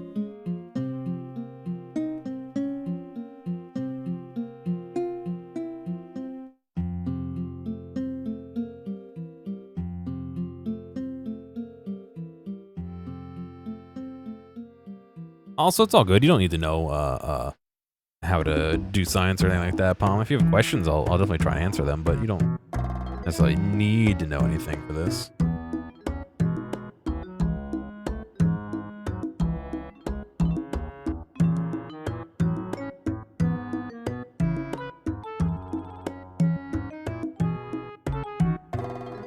If you want to boil it down to the bare essence, think of it kind of like a puzzle.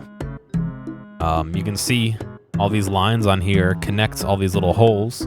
The holes have little metal, basically they're through plated. So there's metal on the top and the bottom, and you stick a component into the hole and solder it to make a physical electrical connection, and then, you know, the excuse me, the bottom side of say, this resistor right there that comes out, you know, comes down here and connects right here to this piece that we'll put in later.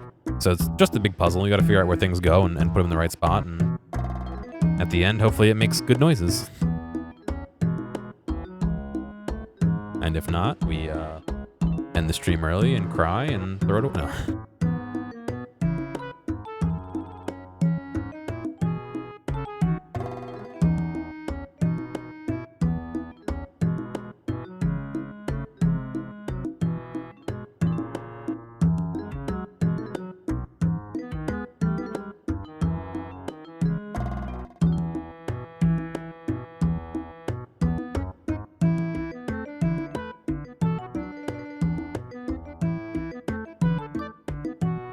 The nice part about this is you don't necessarily need to know why it works. I mean, it's nice to know why it works.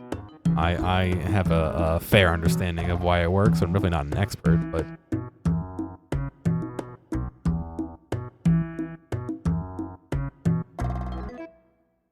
some pieces go in a certain way. Like, if you can see, there's a line there, and there's a little black line on the back of that. It's a little hard to see because it's out of focus. You see the black on there. So that has a polarity, which means it needs to go in a certain way.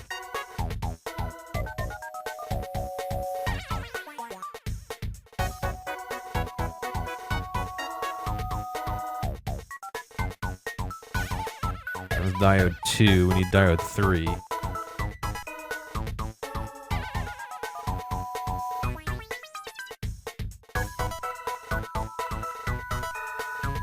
Right here. It's the only one you guys can see. Yes, so the leads on these, so they're called leads. Especially when these components are stored in a place that is not very well, you know, the conditions aren't great. Sometimes a little bit of corrosion forms on the outside of them, and that makes it have a very poor physical connection when you solder them, but it also makes it electrically a poor connection as well. So sanding the outside of it a little bit breaks that up and allows bare metal to be easily accessed and soldered onto.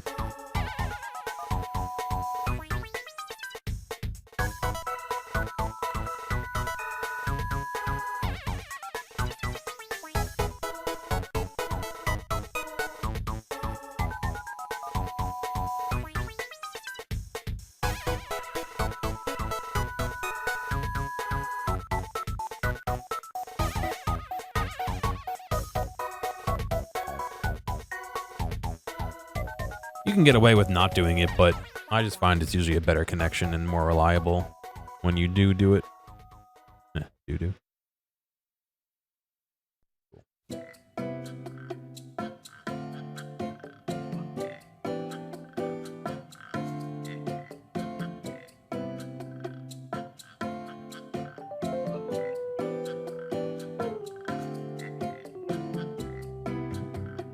All right, so that's all the diodes done. On to capacitors.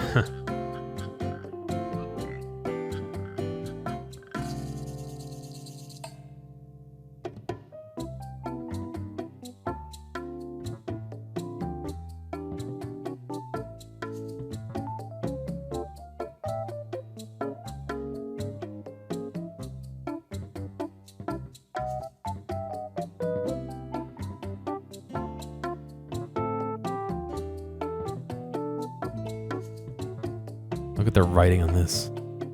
How are you ever supposed to read it? I think it says 101.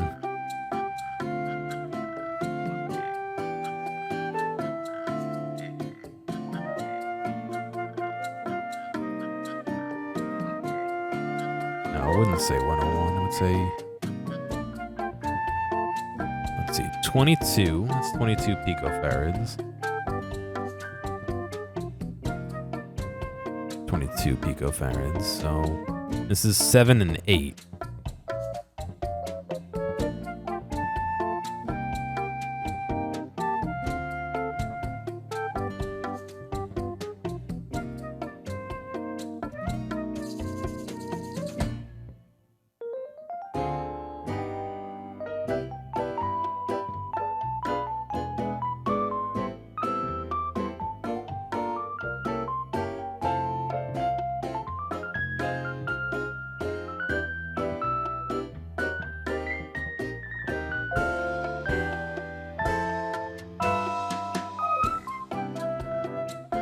So you can see capacitor 8, capacitor 7 right here. They're in between this Y right there.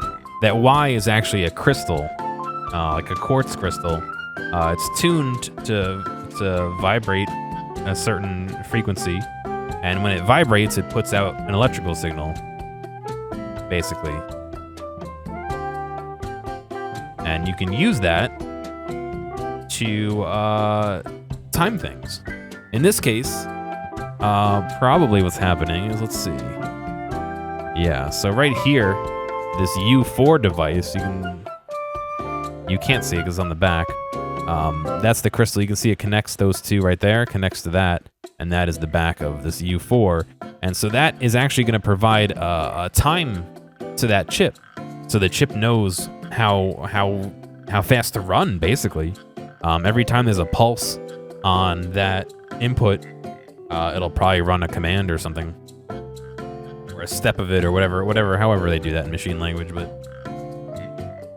which means if you replace that crystal that goes in between the two with a higher frequency crystal, it will actually run faster to a degree. But remember that makes more heat. It's kind of like overclocking, except you're not using your BIOS to choose a frequency. You're using physical items to choose a frequency, a physical component.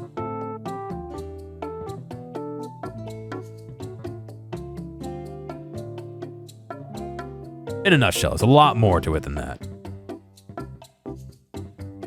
And I'm not going to claim to know all of it.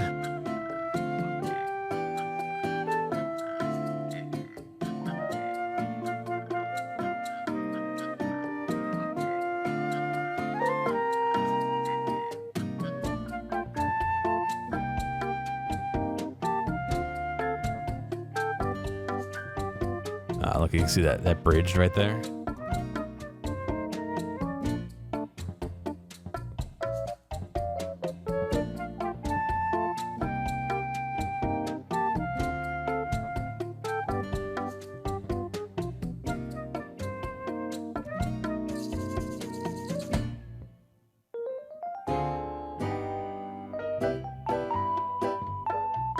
There we go, all fixed.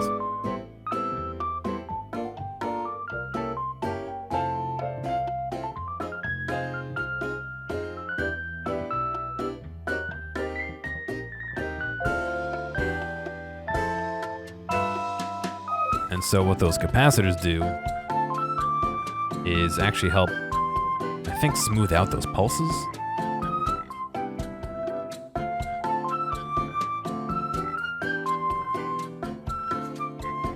Provide a little bit of stability for the crystal, so the incoming electricity and all that doesn't fluctuate a certain way. I don't know the specifics, unfortunately. I'm not that far into it to know, but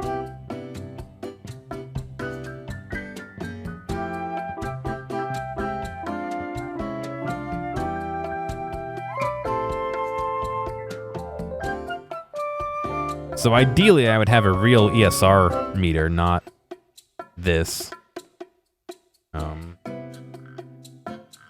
Hopefully this will give me a good a reference as to what the capacitance of this is.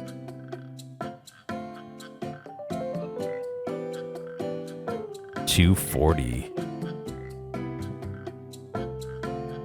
I have a 220 nanofarad. That might be it.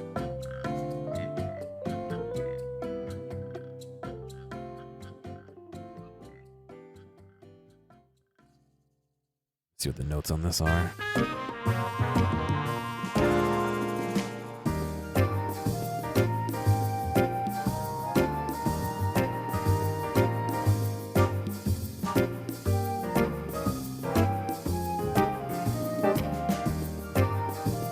I think that's it. I'm gonna put it aside. Ah, thank you, Palm. Appreciate it. I'm gonna put that aside for now. Let's remember 220. Oh, I mean Pelican. Thank you, Pelican, for giving that to Palm. I just read the I read the thing, not the actual chat.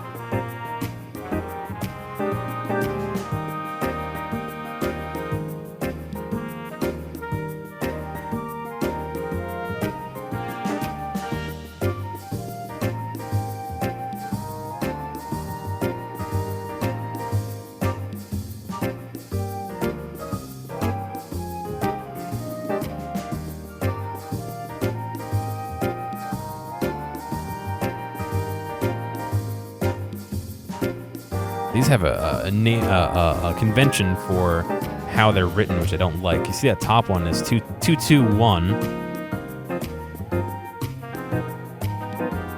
and then 105,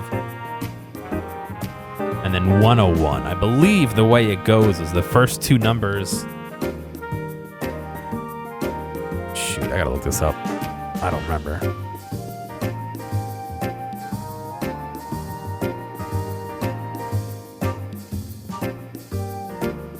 All right, Pelican, thank you. Appreciate it, man. Have a good one.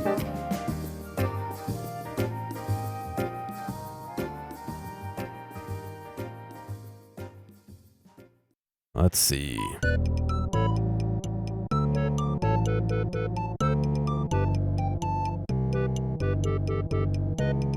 Many capacitors use a shorthand. If you have a capacitor that has nothing other than a 3-digit number printed on it, the third digit represents the number of zeros to add to the end of the first two digits. The resulting number is the capacitance in picofarads. For example, 101 represents 100 picofarads. Okay, the digit 10 followed by an additional 0. Okay.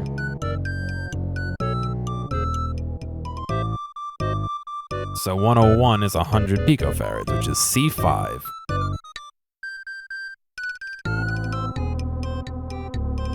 Oh, geez, Dr. Nick, it took that long? Wow.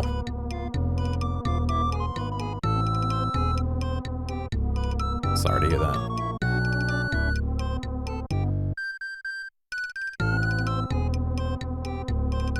Where is C5? You sank my battleship.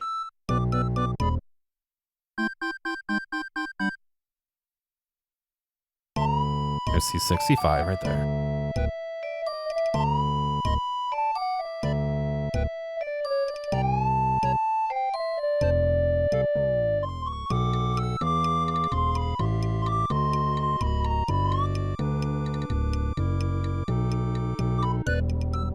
All right, P7, have a good one, man. I break the habit of saying man. Don't actually know people's preferred. I don't mean it in, like, the gendered way, but you know what I mean.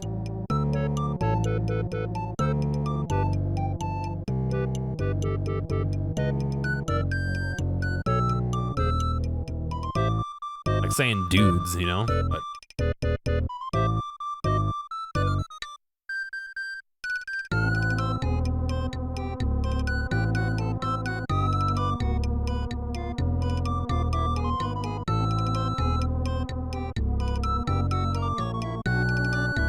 no, I agree, Dr. Nick. But I think culturally there's a push to kind of sway away from that, and it's such a small thing that it's easy enough to do, you know? I just gotta remember.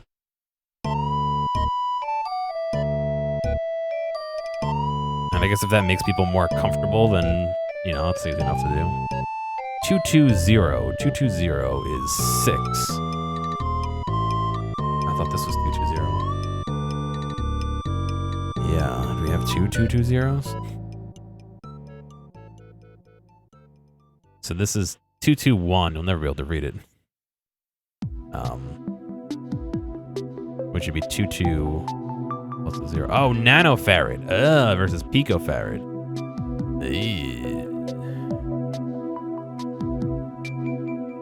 Yeah, no, yeah, French, Spanish do that. I mean, I get it. I just, you know.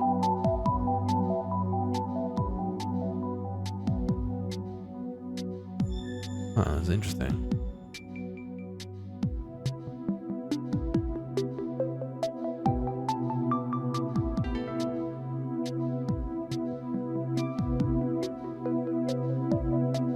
That might be an error. 105. 6 zeros. Oh, God.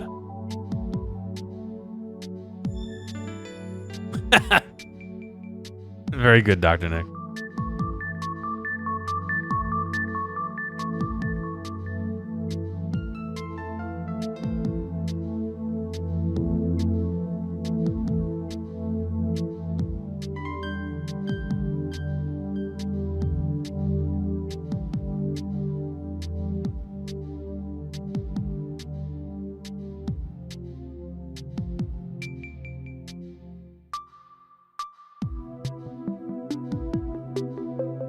So this is 1,000,000 picofarads, which is... It's giving it to me in IFs. What? It doesn't exist.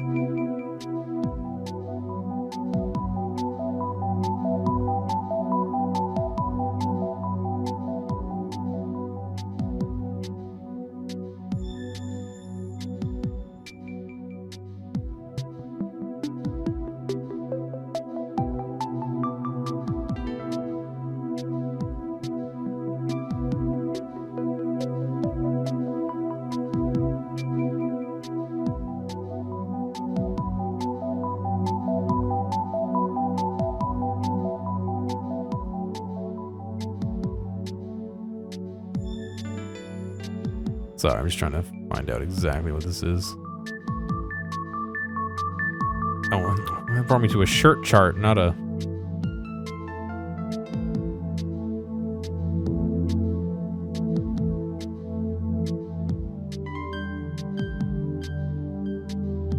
A youth. C15.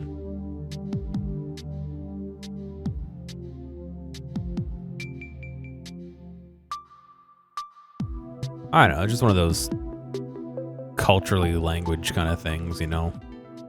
I've tried to make the swap to they instead of he or she, but unfortunately some people don't like that either, so you know, that's the... What did I say this was? 15? Yeah, it's only one UF.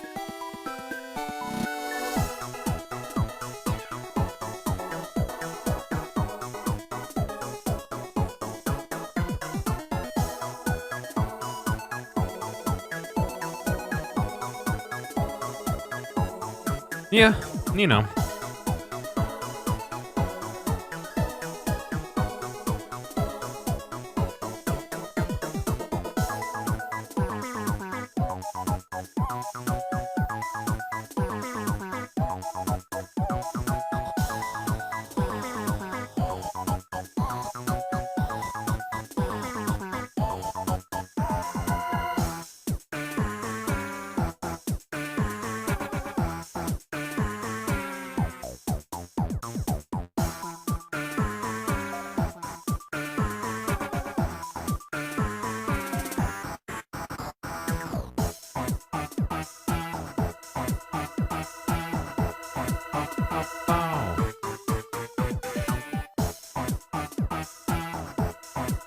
$1K63. That's not where it goes, but $1K63.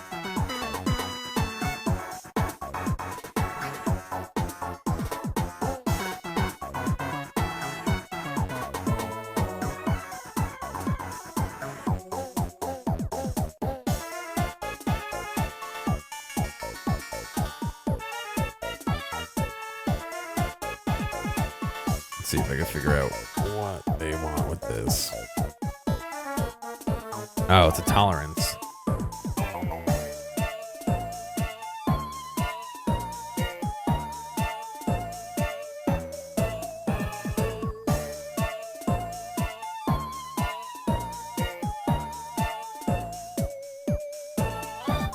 So is that 16 with 3 zeros? That's not a value I have on here.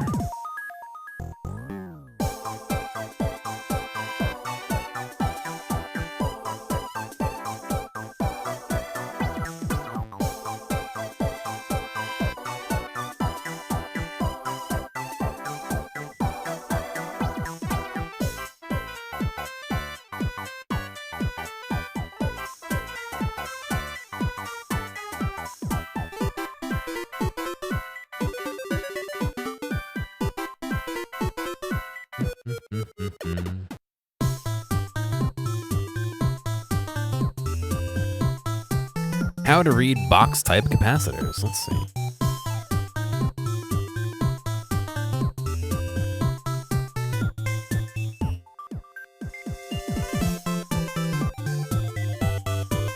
Ah, okay. So these are in UFs, microfarads.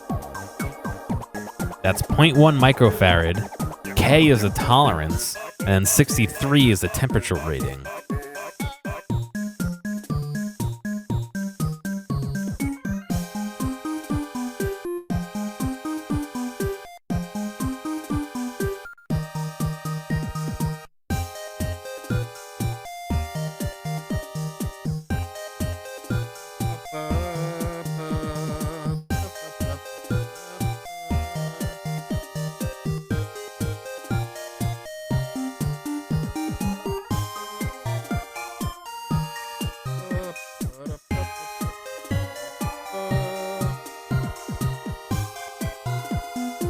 So 100 nanofarads.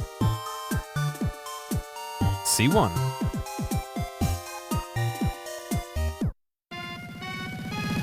Do I have a smaller one? No, I don't.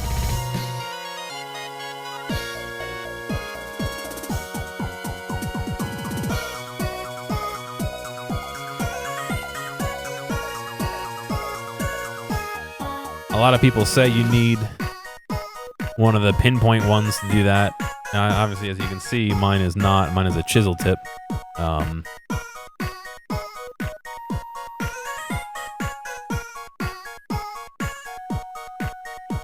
I prefer the chisel tip because, in general, that makes it a little bit easier for you to get a little bit more surface area of the iron onto whatever you're trying to heat up, which means it heats up faster. Sometimes with those pin, needle point ones, touching the actual point takes a long time because of the amount of surface area you have to touch, and sometimes you don't have the luxury of putting that needle tip on the side of something like this to use the larger surface area on the side. You could really only attach, come in on a point like that, and that does make it a little bit harder sometimes. So I prefer the chisel. Some people will swear up and down you're doing it wrong if you're using a chisel. You can't do it with a chisel, but I'm not doing anything that I have found that is impossible to do with the chisel. There may be things that are a little bit easier to do if you didn't have the chisel, but I'm okay. I'll survive.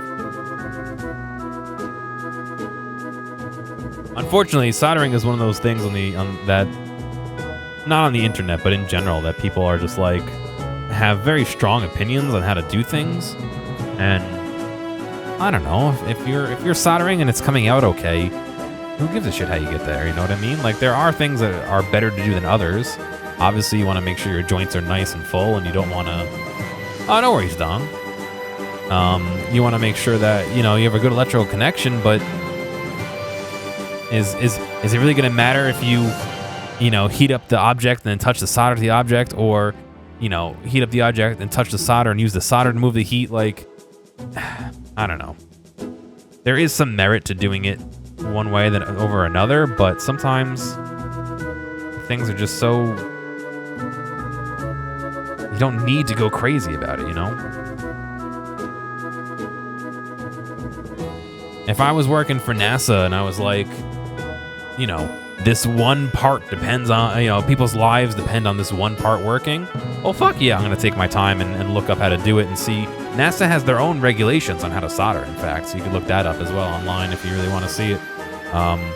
So they have rules as to how they solder and how things are looking and how what fails and passes their standards.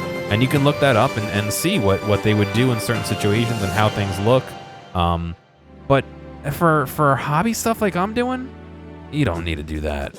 You're going crazy if you're telling me that I need to go do something differently, insane like that. It's like, really? As long as it works and doesn't short, considering how bad some OEM factories could be individually. Yeah.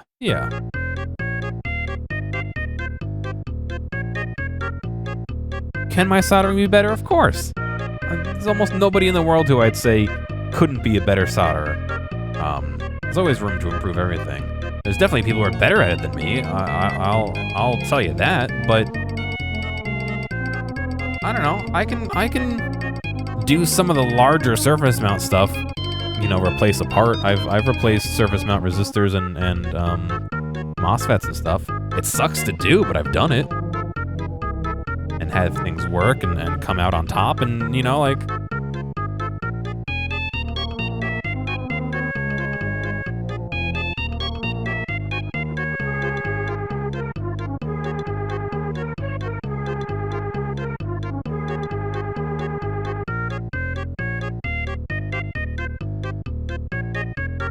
It is very clowny music, isn't it?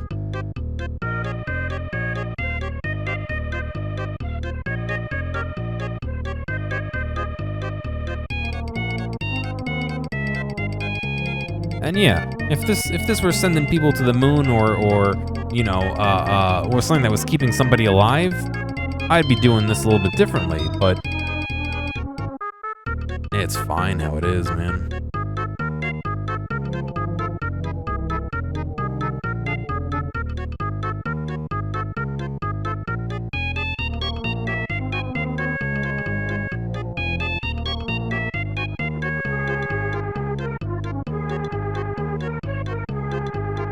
Just double checking some stuff here.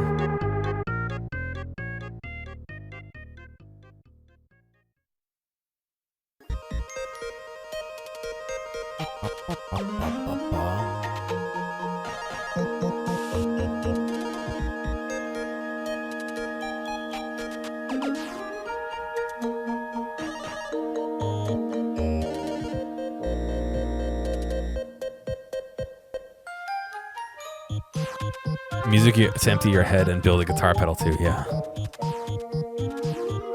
Well, I mean, Cyber, the best way to get into it is to do it, you know what I mean? There are definitely 100% kits that you can get that are designed with the idea of teaching you how to solder in mind.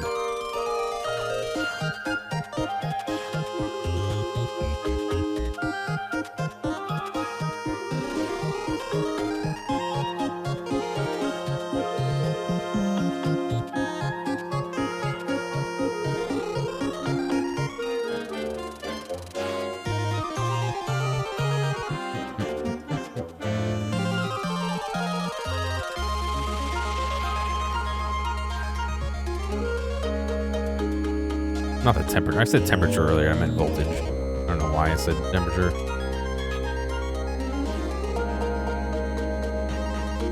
It's weird. They're giving me a mix of...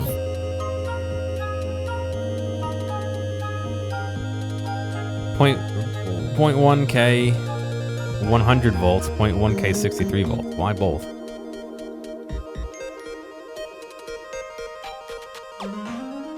I have not done. That sounds actually really interesting, but I have not seen that. I think of just buying some cheap broken $1 electronics from Goodwill or something, randomly solder or practice. Yeah. Yeah, I mean, soldering hands is a thing that... Soldering hands. Shaky hands is a thing that exists. I mean, the last time I was doing a project, my hands were getting really shaky too. You know, it's one of those things where... Your blood sugar and all that's gonna pay into it, and you know there might be other effects doing it too. But you can easily mitigate a lot of that. When I solder, I try and put my hand. Let me flip this here.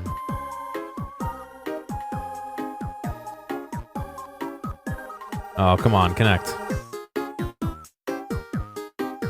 I try and keep my hand on the table. It's hard to see from above view, but keeping my hand on the table allows me to, you know, write almost like a pencil and remove a lot of that shaking if I can. They also have soldering irons that have a little bit of a shorter area here.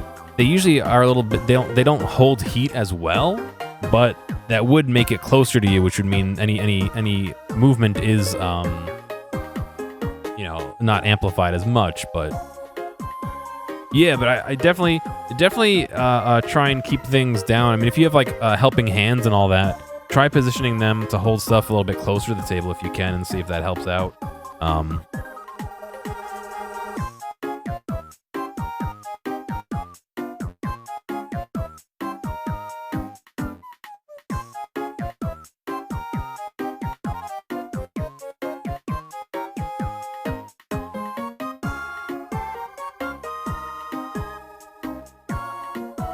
C12.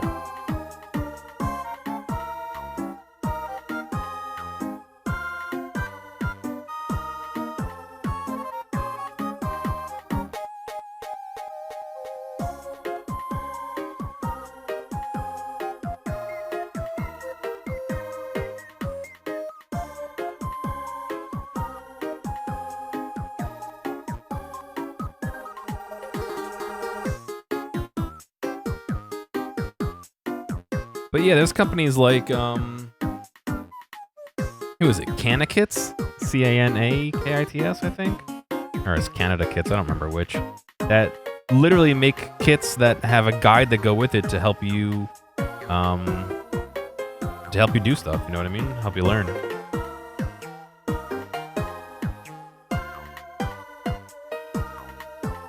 And I think that's fucking great. I kind of wish there was more stuff like that when I was learning. I mean, they have ones where you make radios, you know, practical things that you can see, you know, it's not just you turning on a little LED, which is still interesting, but, you know, stuff that you can use, you can actually tune,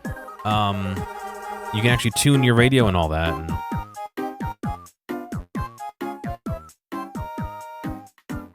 so I don't wear a mask. Right here, this is a fume extractor I have running that does try and move some air away from where I'm working.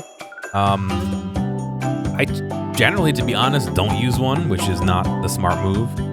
You should always use a fume extractor and well ventilate your area. I do actually have windows open and a box fan going as well to move some air through the place, so I do have a lot more ventilation than normal.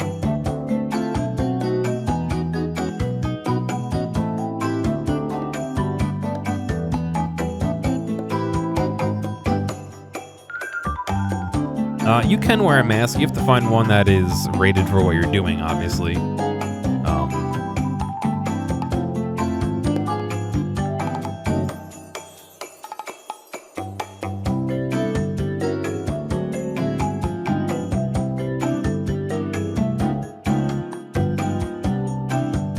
Yeah, that's a very good a good one as well. Doing some breadboarding. Mine's still in the packaging. My whole life, I don't have any here. My whole life, I've been buying those little tiny ass, like 12 by 6 little tiny ass breadboards, and I got so fed up of not having enough room that I bought this giant one and then haven't used it at all.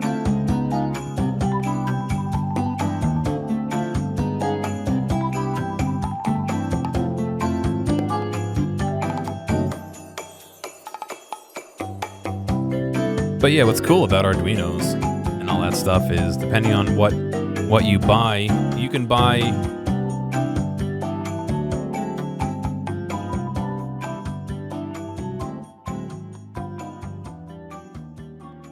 grab a few things here. You can buy an Arduino like this that literally pops into your breadboard just like that, and then you can connect stuff to it. You know, something like a motor controller, a little driver here. You pop that over here. I'm just trying not to put it in deep because I didn't want to pull it out, but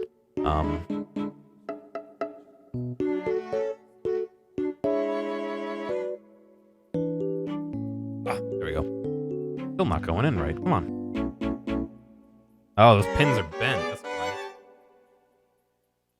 Well, who fucking soldered this on? It was me. But whatever, I'm not gonna do that.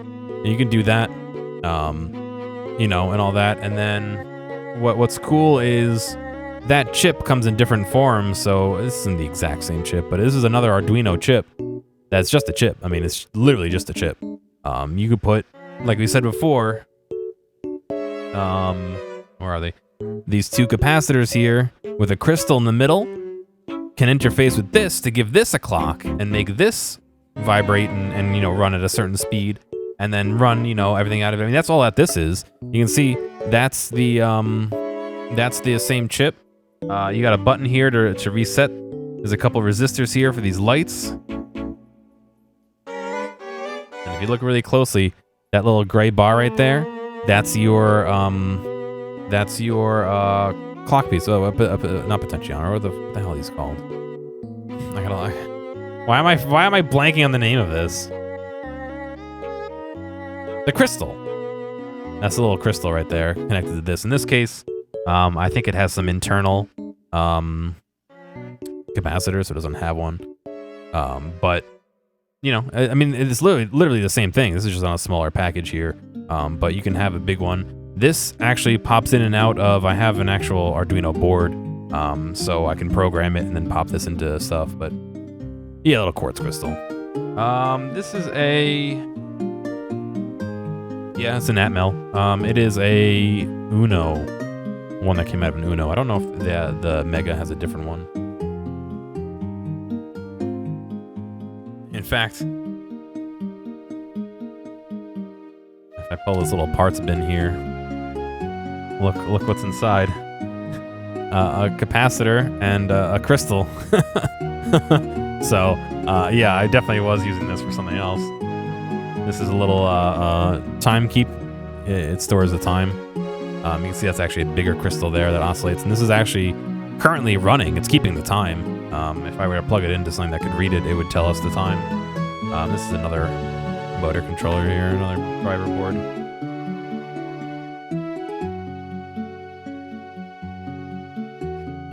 That's from a different project that I not gave up on, but other projects decided to become more important.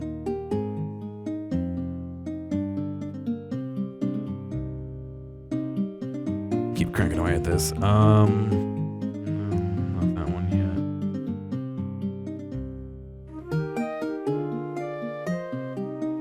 Another. We did 12, 14.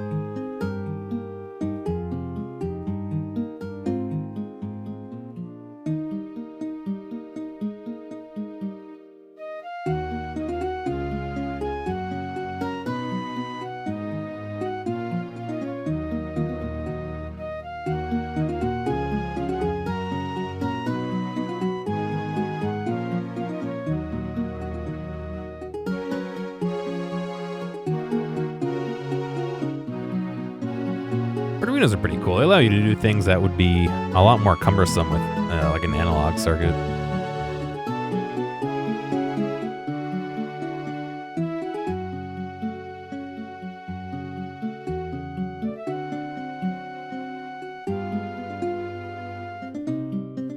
I definitely get too far into thinking like, oh, I need an Arduino to do XYZ, but you usually don't need it. It's just easier to do it that way.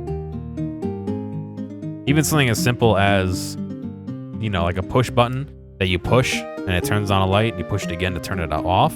You can do that with a 555 timer if you set it up the right way, but you know, if I have an Arduino already, it's easy enough just to whack that in and spend $4 on it instead of 30 cents, but you know.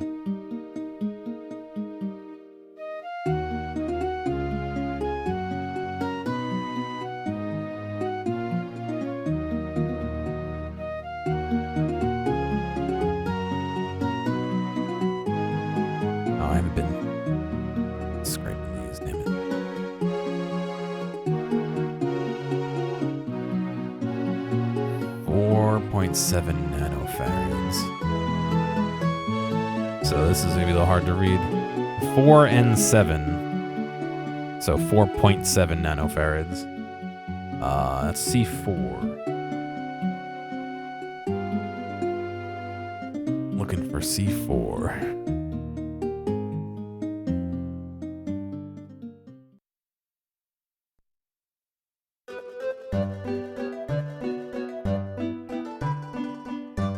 It's right there.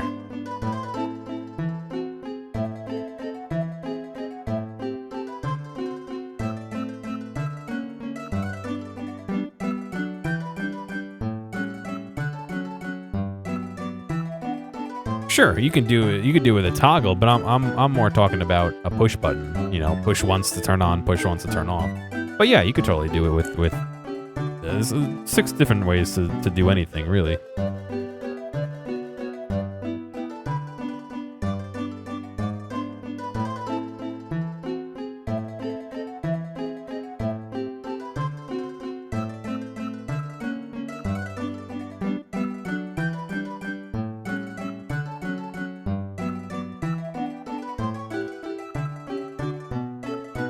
Unless I'm misunderstanding what you mean by contact.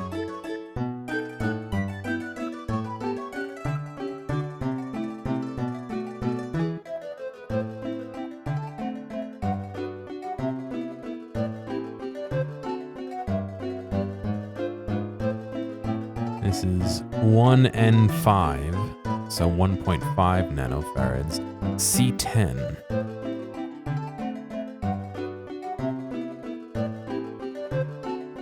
All right, Palm, have a good night. Thanks for stopping by. Oh, God, I didn't realize it was that late, yeah.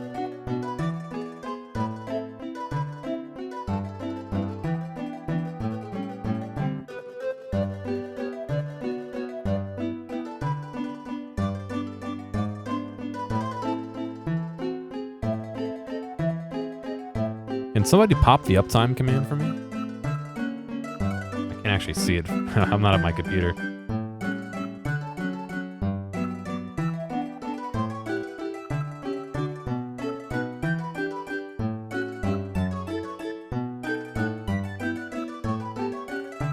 Thank you.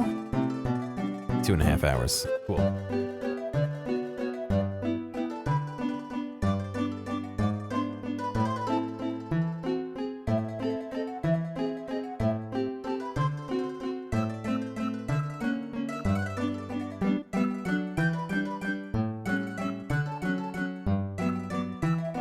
Oh, relay. Yeah. Okay. Yeah. I get you.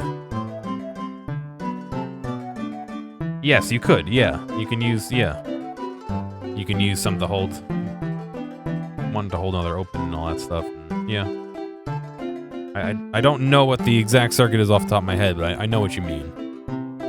And that is true. Yeah. You could do it that way as well. There's 7 different ways to do anything, so. 4 and 7, another 4.7. So C11.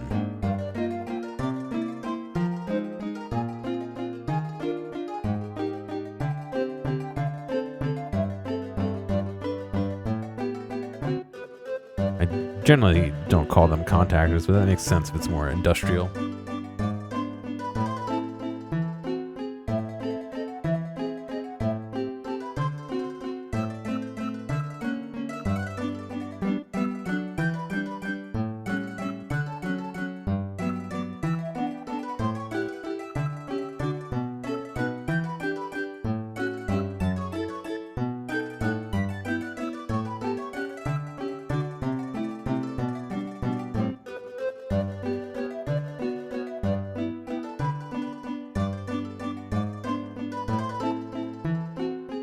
That's really cool. You probably could not figure out, couldn't see it because of the resolution in the zoom, but I just watched the solder wick all the way up to the top. In fact, you can see where it ended. You see a little line right there? You probably just barely see where the solder stopped moving, but it just wicked. You did see it? Oh, yeah. It was pretty sick. Yeah, I saw it on that one too.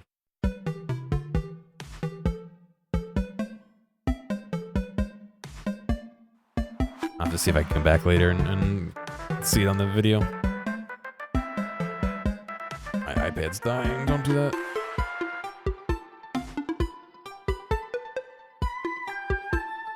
Well, that would be a good reason to stop the stream, is because my iPad's dying. I plugged it in. It's all good. 200 contactors make a flux capacitor. Another 4 and 7. That'll be 16.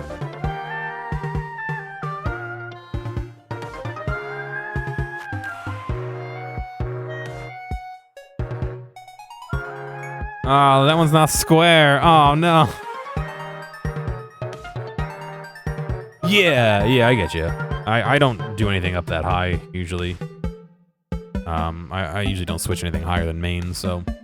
But yeah, that makes sense. What did I say, 16? Yeah.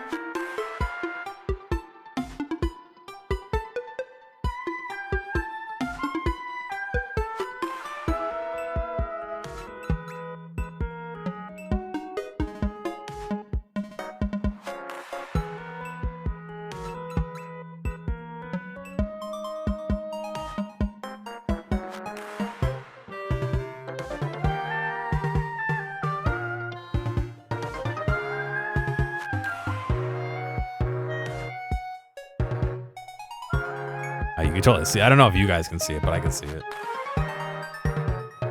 sounds like you might be able to if you look close enough. Oh, you totally can see it. Oh, yeah. I just looked at the video while I was doing that. Oh, that's really cool.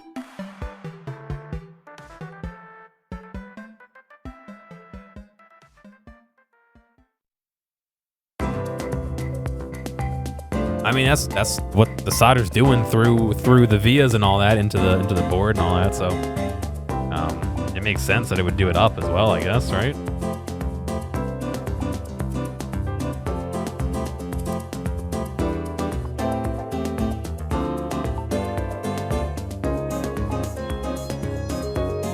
It says 1N. Hang on.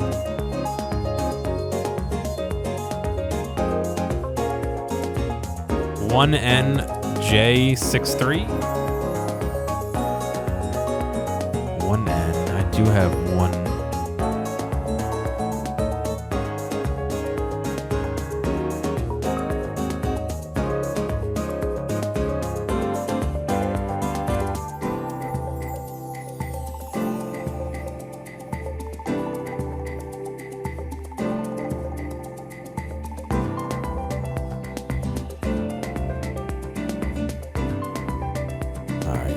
C3 and C13.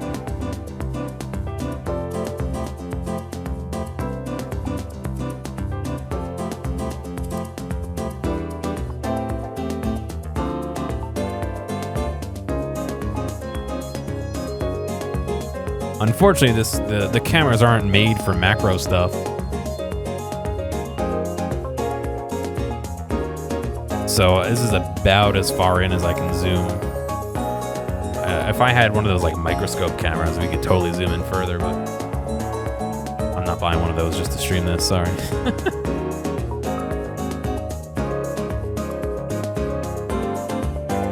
I'm not Louis Rossman.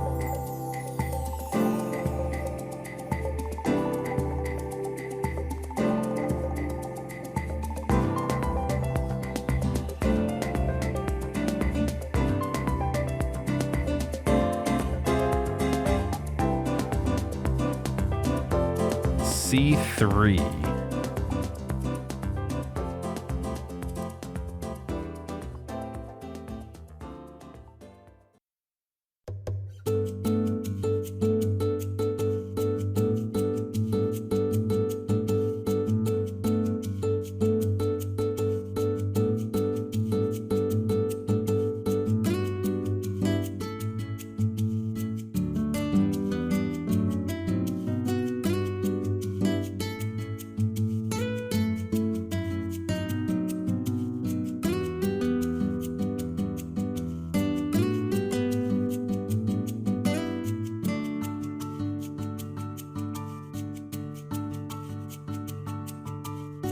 Other one, C13.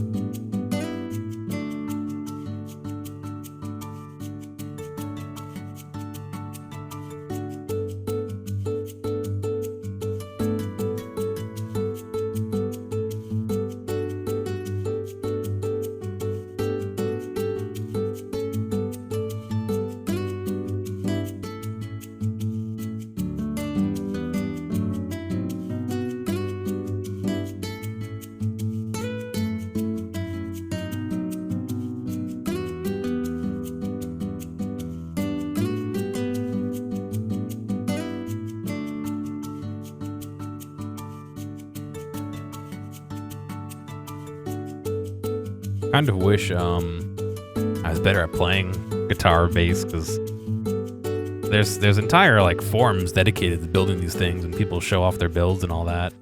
And I don't think people really stream themselves building these, so I feel like that's probably a little bit more rare than not. But and then I just don't really have a good example of playing it at the end, you know what I mean? This is 0.15 nanofarads. Do I have 0.15? I have 1.5. Right? Am I reading that right? 0.15J, yeah. 150 nanofarads, that's not right. Oh no, this is 0.15 microfarads. So it is 150 nanofarads. This is C9.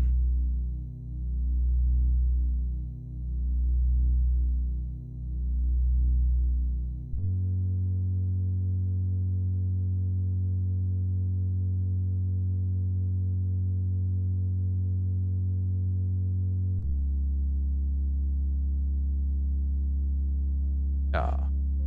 Just fucking mangled the leg of that one. Look at that. Oops. Look at that.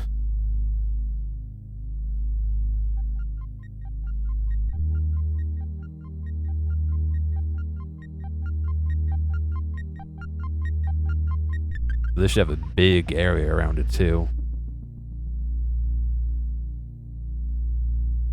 It doesn't.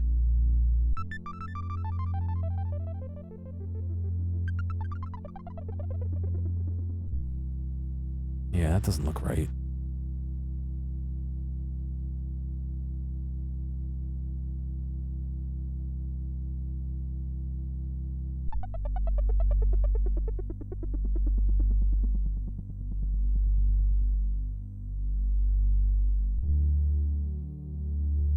C9, C10.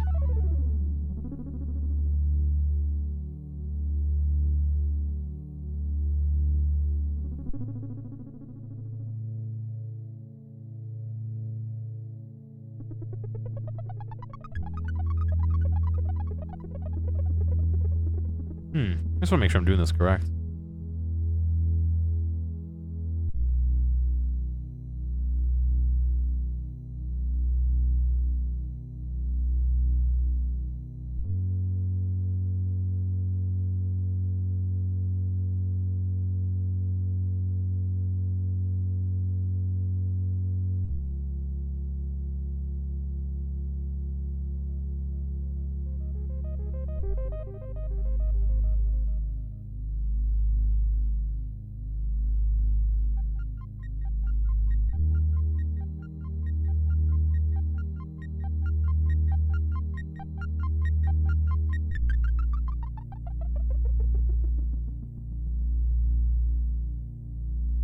You know, C10 is in the right spot, 1.5.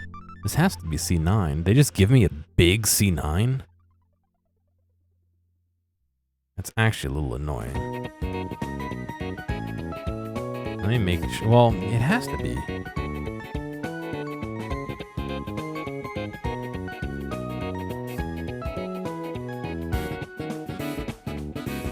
.15.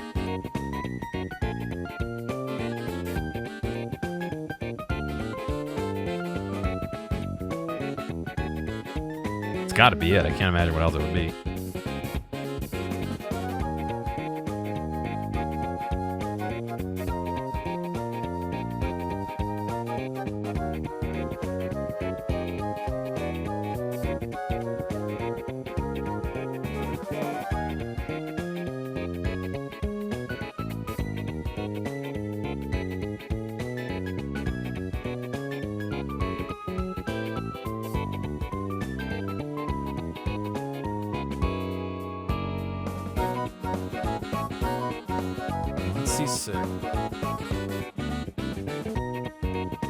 I never played Mario Paint as a kid, so I have no nostalgia for it.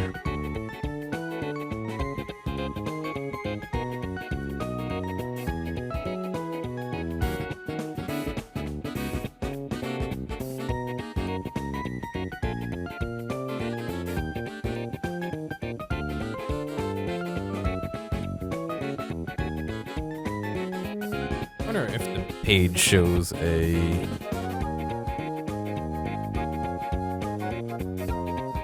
populated one. Let me see if I can find it. May just show the PCB. Oh, he does have a populated one. Okay.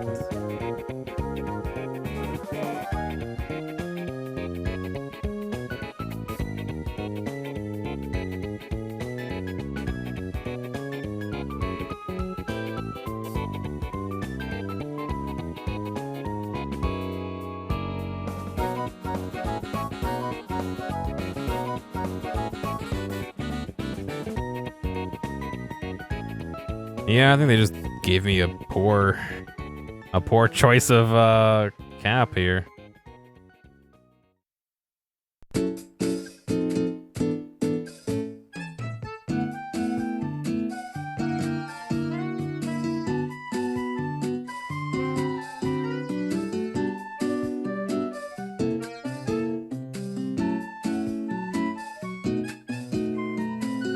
It's just so huge. Look how much is gonna stick up.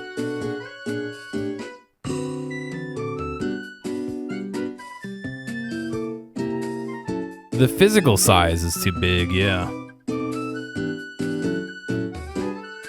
But the actual rating on it, 0.15 microfarads is 150 nanofarads, right? Am I doing that math wrong?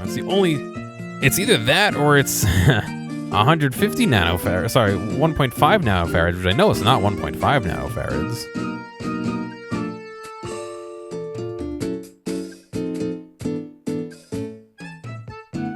There's nothing else here that has 1.5.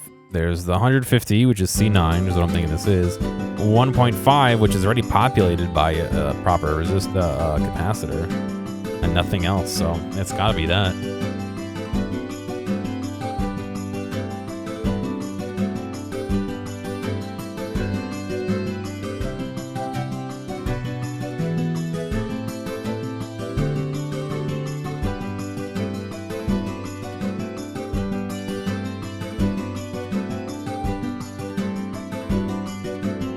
Yeah, 150 nanofarads, yeah. That's it. That goes there. I mean, there's an LED right here. Right, you can see it's getting cut out right there. I don't know which way that sits in the board. Is that going to the back or is that going to the front? It's got to go into the back, right?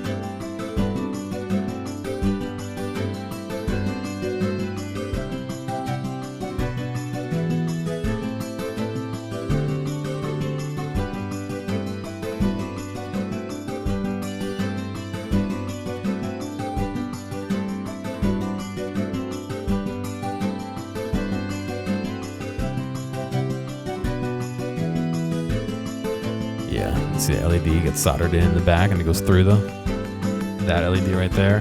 This is the capacitor right there that we are looking at. So I can lay it over, I just need to be able to solder that LED later.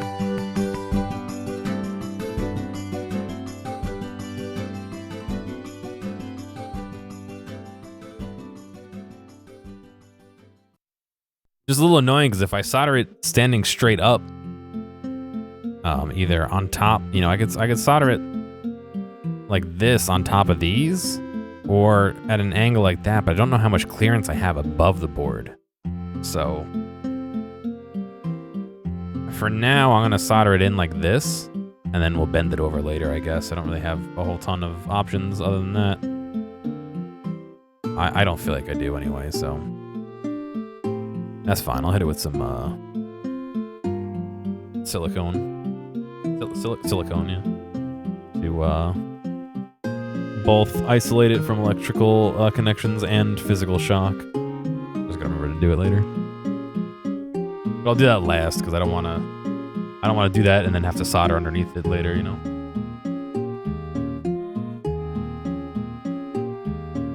That's part of the reason I bought a kit instead of sourcing all my own, is because I wanted to have all these problems like pre-solved. You know what I mean?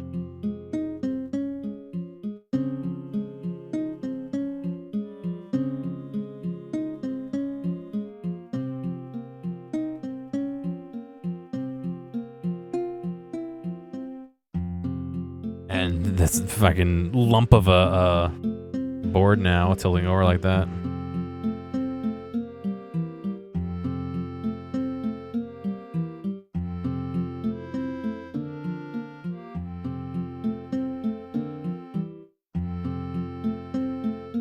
All right, I've got 4 more to populate here.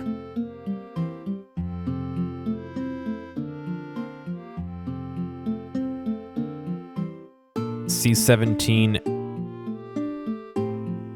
and 18 and 20 are all the same. These three should all be 10.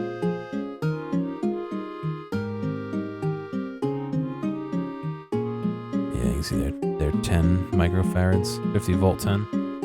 These are polarized. A little hard to see, but if you look, there's a little plus symbol right there.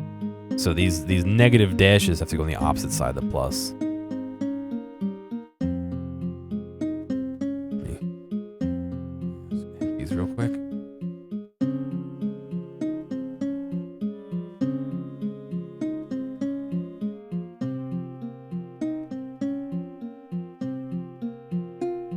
These are polarized, like I said, you have to get the orientation correct.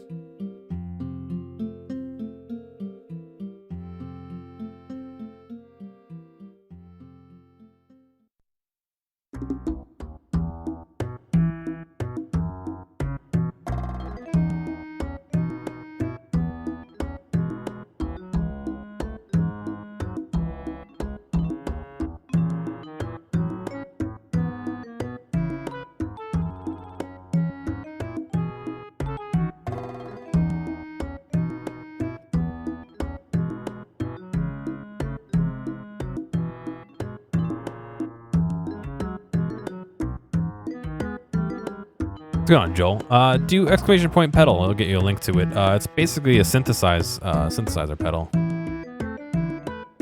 It takes an input signal and it figures out what note it is and then plays a predetermined waveform that you can then manipulate. It's actually pretty crazy.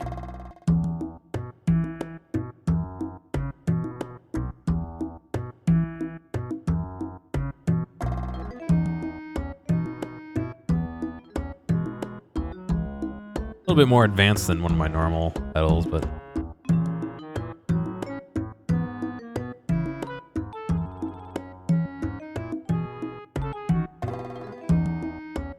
how you doing, man? You doing all right?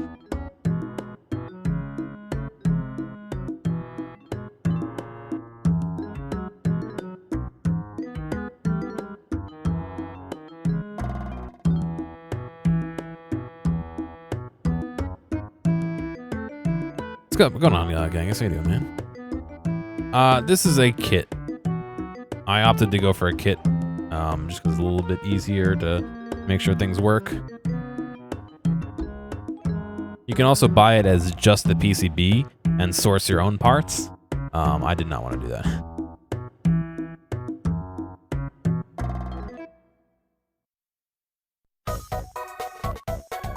It was worth a couple extra dollars to not worry about that.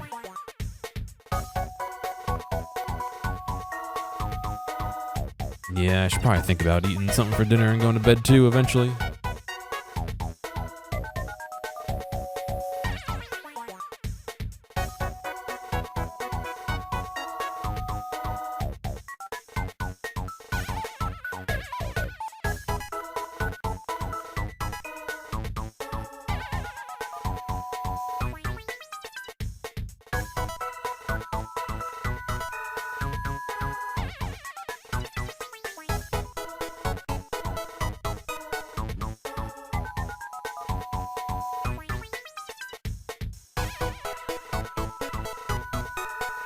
Okay, that should leave us with one capacitor left to fill.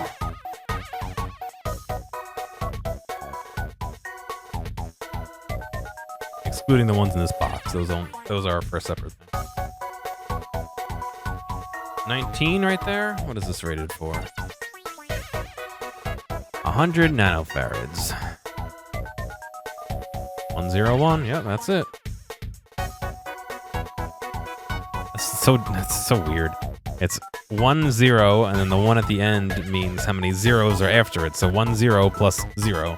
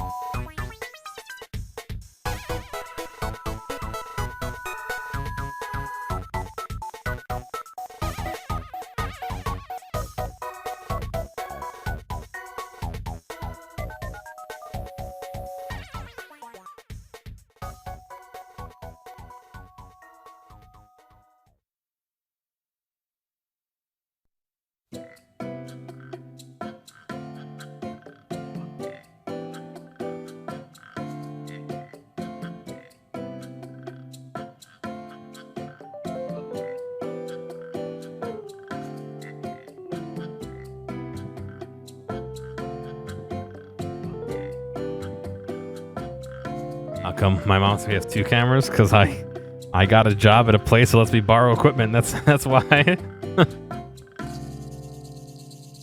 These are both cameras from work that they graciously allow me to borrow. All right, that's capacitors down. So we did resistors, diodes, capacitors. We're almost-ish done.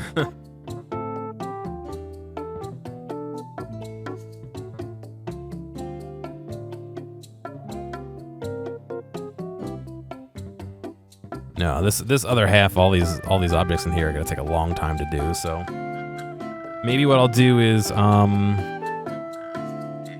I'll get these. I'm not gonna put the actual ICs in, but I'll get the what do you call them in? The mounting. God, why can't I remember what they're called?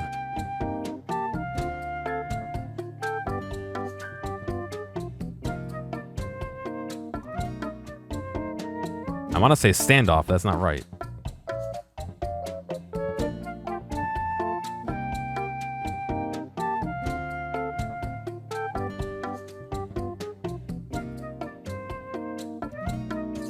I'll get those in, and then that'll probably be it for tonight, I think. It's got to be, what, 3 hours now?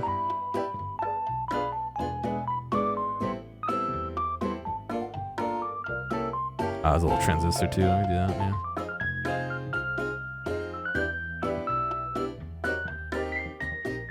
John Madden. Hey, thanks for calling.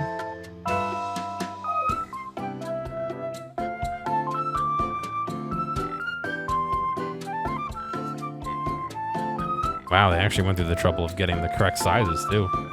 Look at that.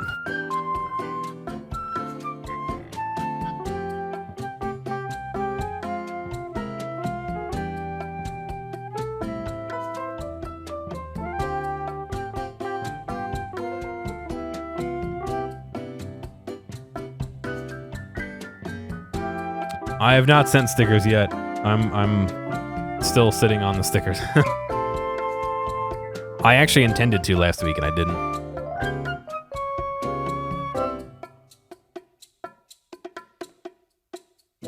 But if you're interested in some stickers,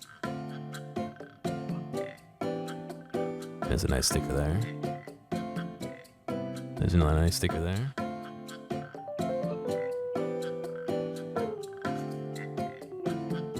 What else? There's a less nice sticker there. If you do want some stickers, I think you can do exclamation point stickers right now to get the link to the stickers. I'll mail them for free. The stickers are free. I'll send them pretty much anywhere as long as the address is valid, so.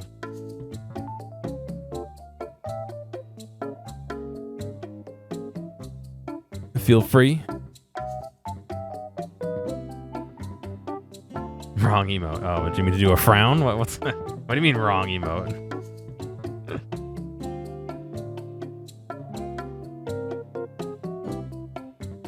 Did I not make a command for it? Damn it. Alright, Nightbot should post it later. Or if someone wants to get it from the Discord. No, I didn't make an a command, I guess.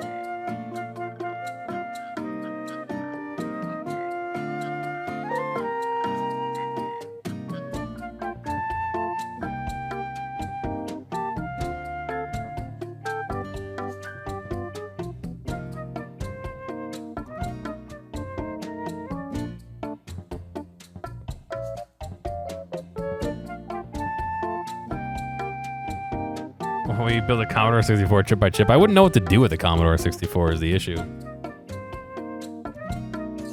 If somebody wanted to pay me to build one, I would, but...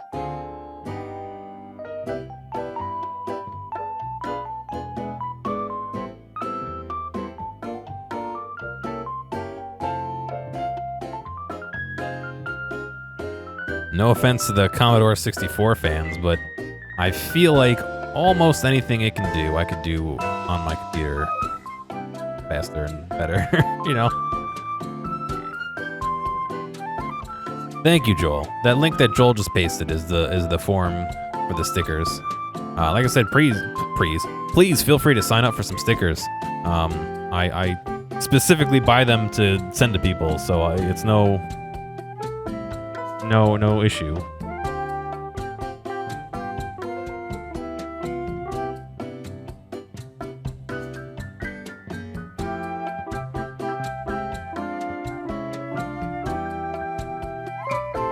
I spend my hard-earned money on it, damn it. And Haracha for PS5 from scratch. If you can find a schematic and buy all the parts, I'll give it a shot. It won't go well though, because I can't solder BGA stuff.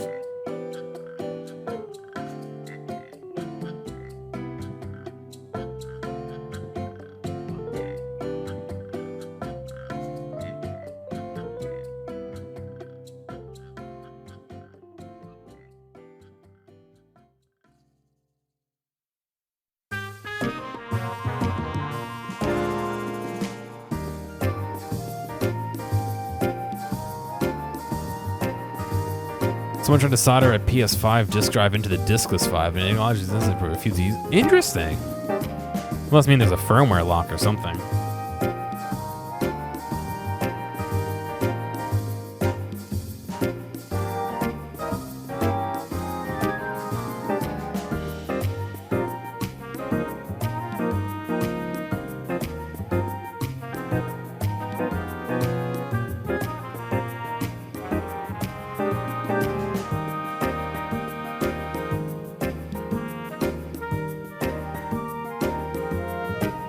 I haven't been paying much attention to the PlayStations. I hear that they have a new cooling solution, which is not really any better or similar to the old cooling solution.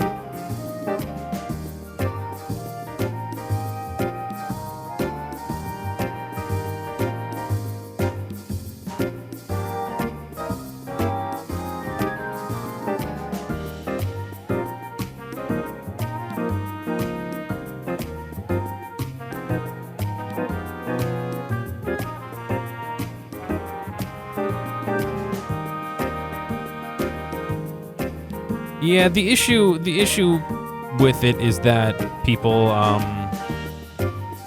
that used to be a very easy way for the Xbox 360 to play copywritten stuff like fake pirated discs and stuff. They had lockouts on that too, but if you could defeat them, which you could with a chip. Is that all the way in?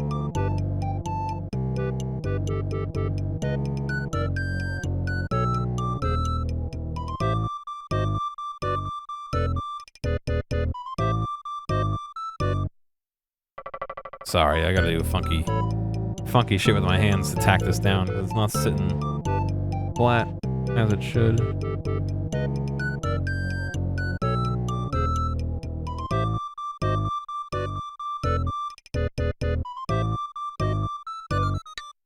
Look at that fucking solder. Look at it. It's like a hat.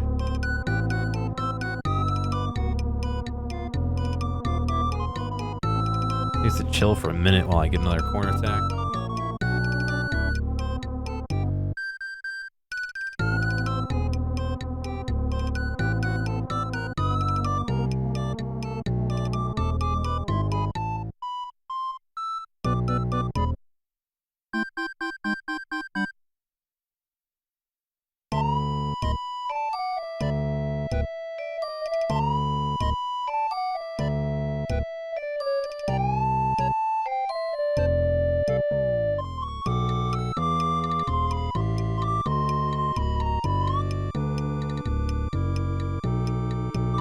Alright, I got the corners tacked.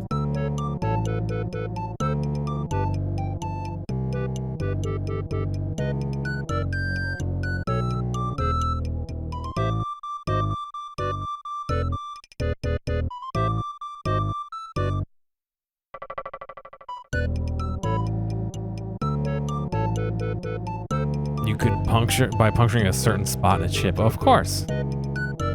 A lot of times what happens is there's a little fuse inside the chip that after the firmware is written to it, you can pass electricity through that chip to purposely break that fuse.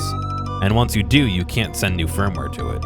So some things, yeah, if you could figure out where that little fuse is and either destroy it or maybe re-bridge that connection or something internally, yeah, you could re-flash things and shit like that. That's all sorts of weird shit you could do.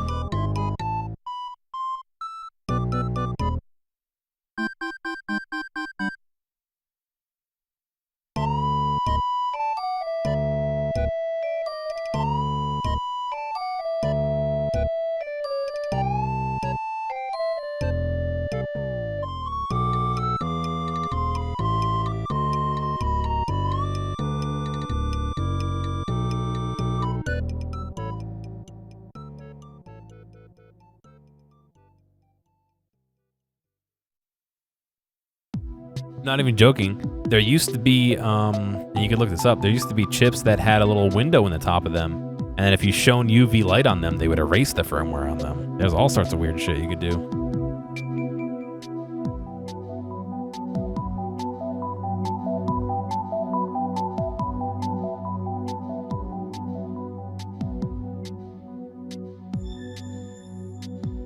Or maybe it's normal light, not UV, but either way.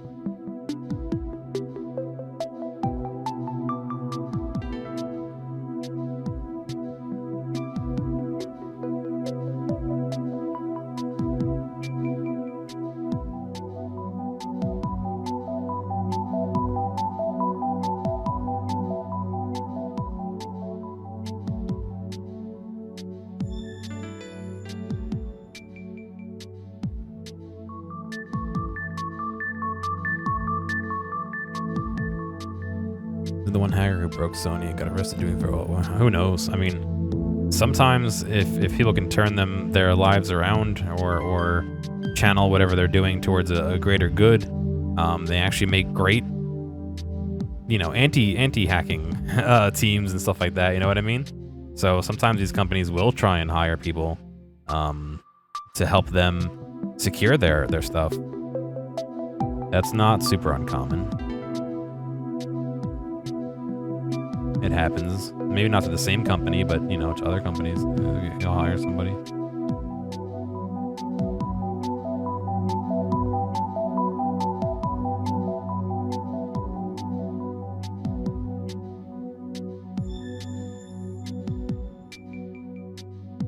In fact, there are companies and programs that specifically aim to do that, is to take people who have committed cybersecurity crimes and to help them get back on track and to get jobs in tech that makes sense,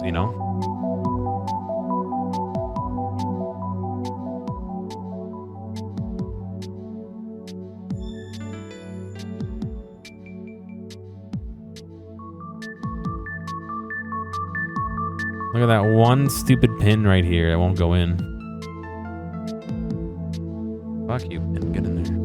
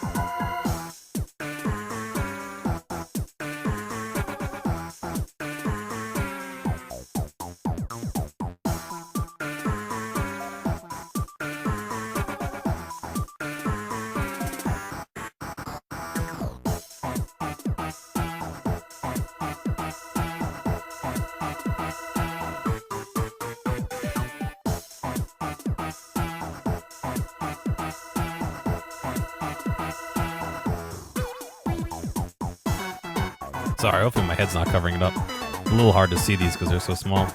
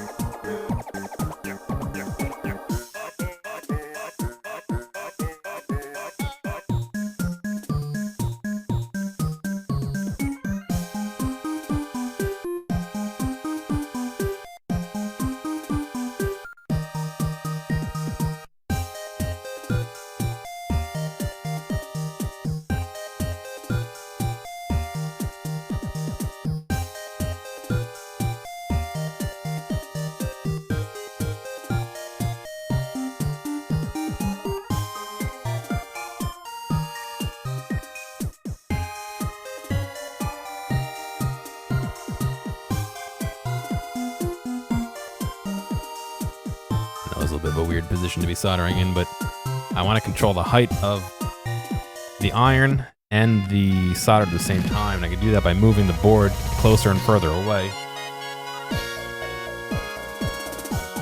But I also have to hold the little thing in from the back. I'm trying to control like 3 things at once.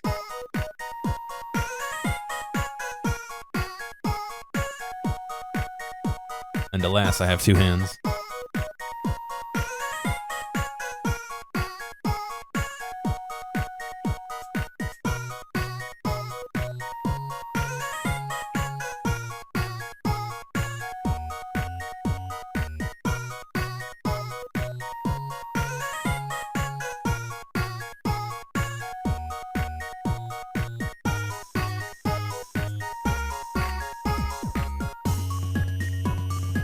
I have 2 hands and I must scream.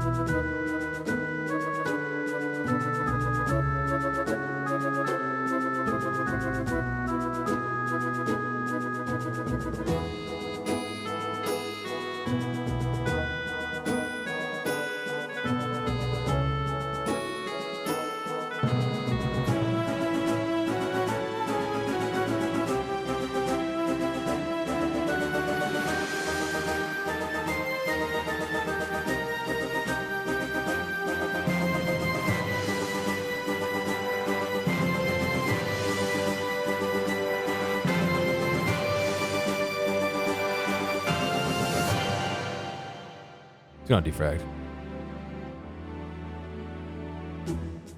It's the weekend. I can stay up as late as I want.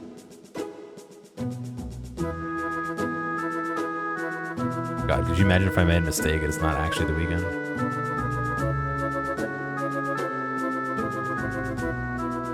Here, it's only Tuesday.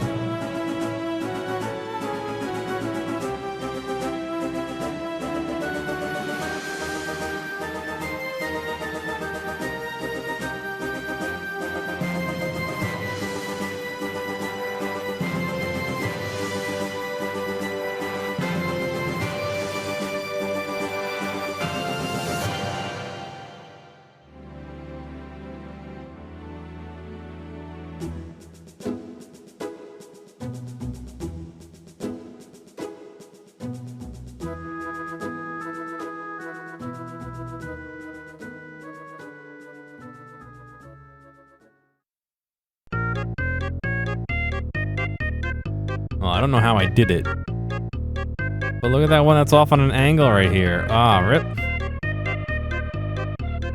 I mean, functionally it's fine. It's just sticking up a little weird.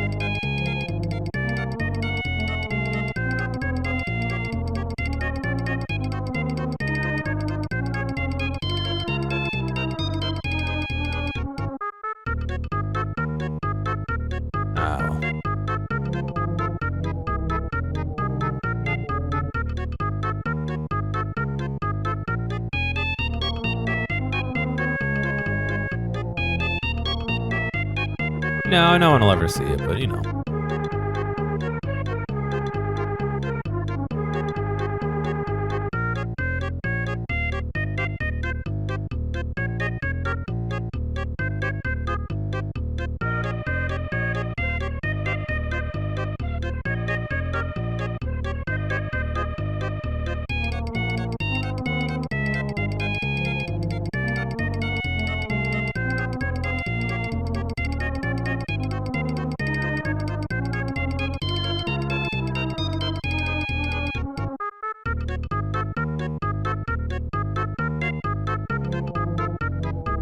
I was thinking I'd maybe grab some tacos before I went to bed, but considering the place closes at 2 and it's 2 now.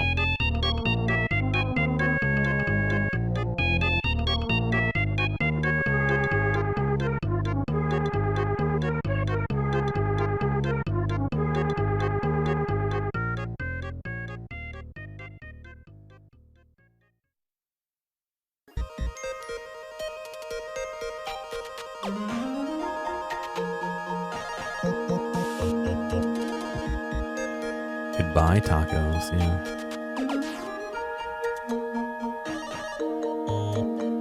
Forever will be missed.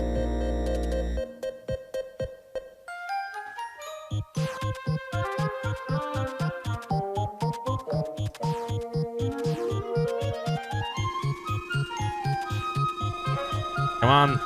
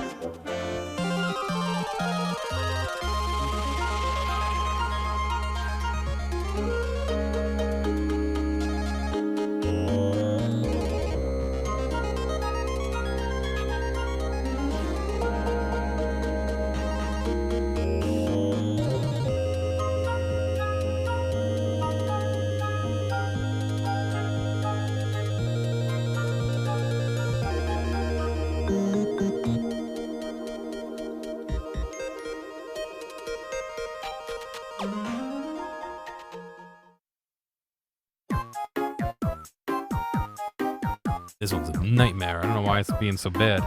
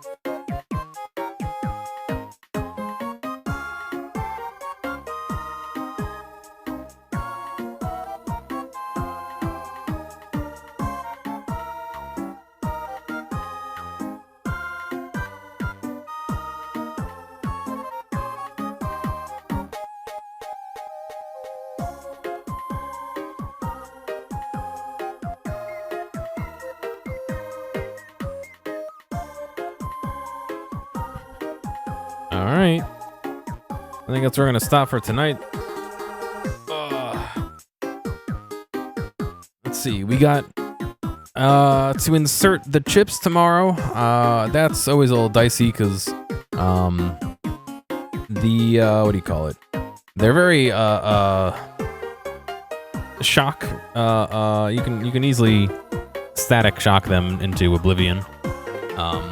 So I don't think I have an anti-static wristband here, unfortunately. I have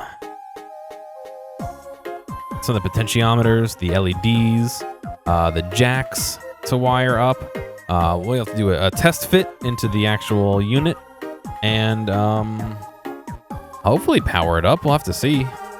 But yeah, I think that's going to be it for me today. Oh, and the screen. We got the screen going too. Ooh, I got to flash the firmware onto the chip for that. That'll be a whole adventure as well. Hold on to a fork in your wall socket. It should ground you. I mean, if you put it into the ground, it would. If we're going to be honest, if you put it anywhere else, you'd have a bad day. But that's going to be it for me. Oh, my outro button works. Perfect. Thank you guys for watching. I really enjoy doing this, and like I said, we'll try and finish this up tomorrow or Sunday, and at least get it working. From there, I got to talk to the person who's commissioning this to see what they want as far as how the outside is going to be decorated, if at all. I don't really have a ton of options, but I'll offer what I can. Grounded either way, just not the way you want. Yeah, right.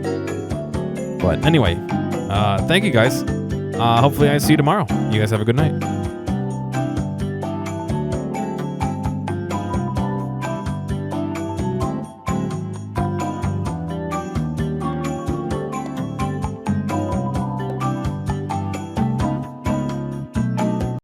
These interaction reminder things get weird, so I know you guys are smart people. You do what you want. I'll catch you later.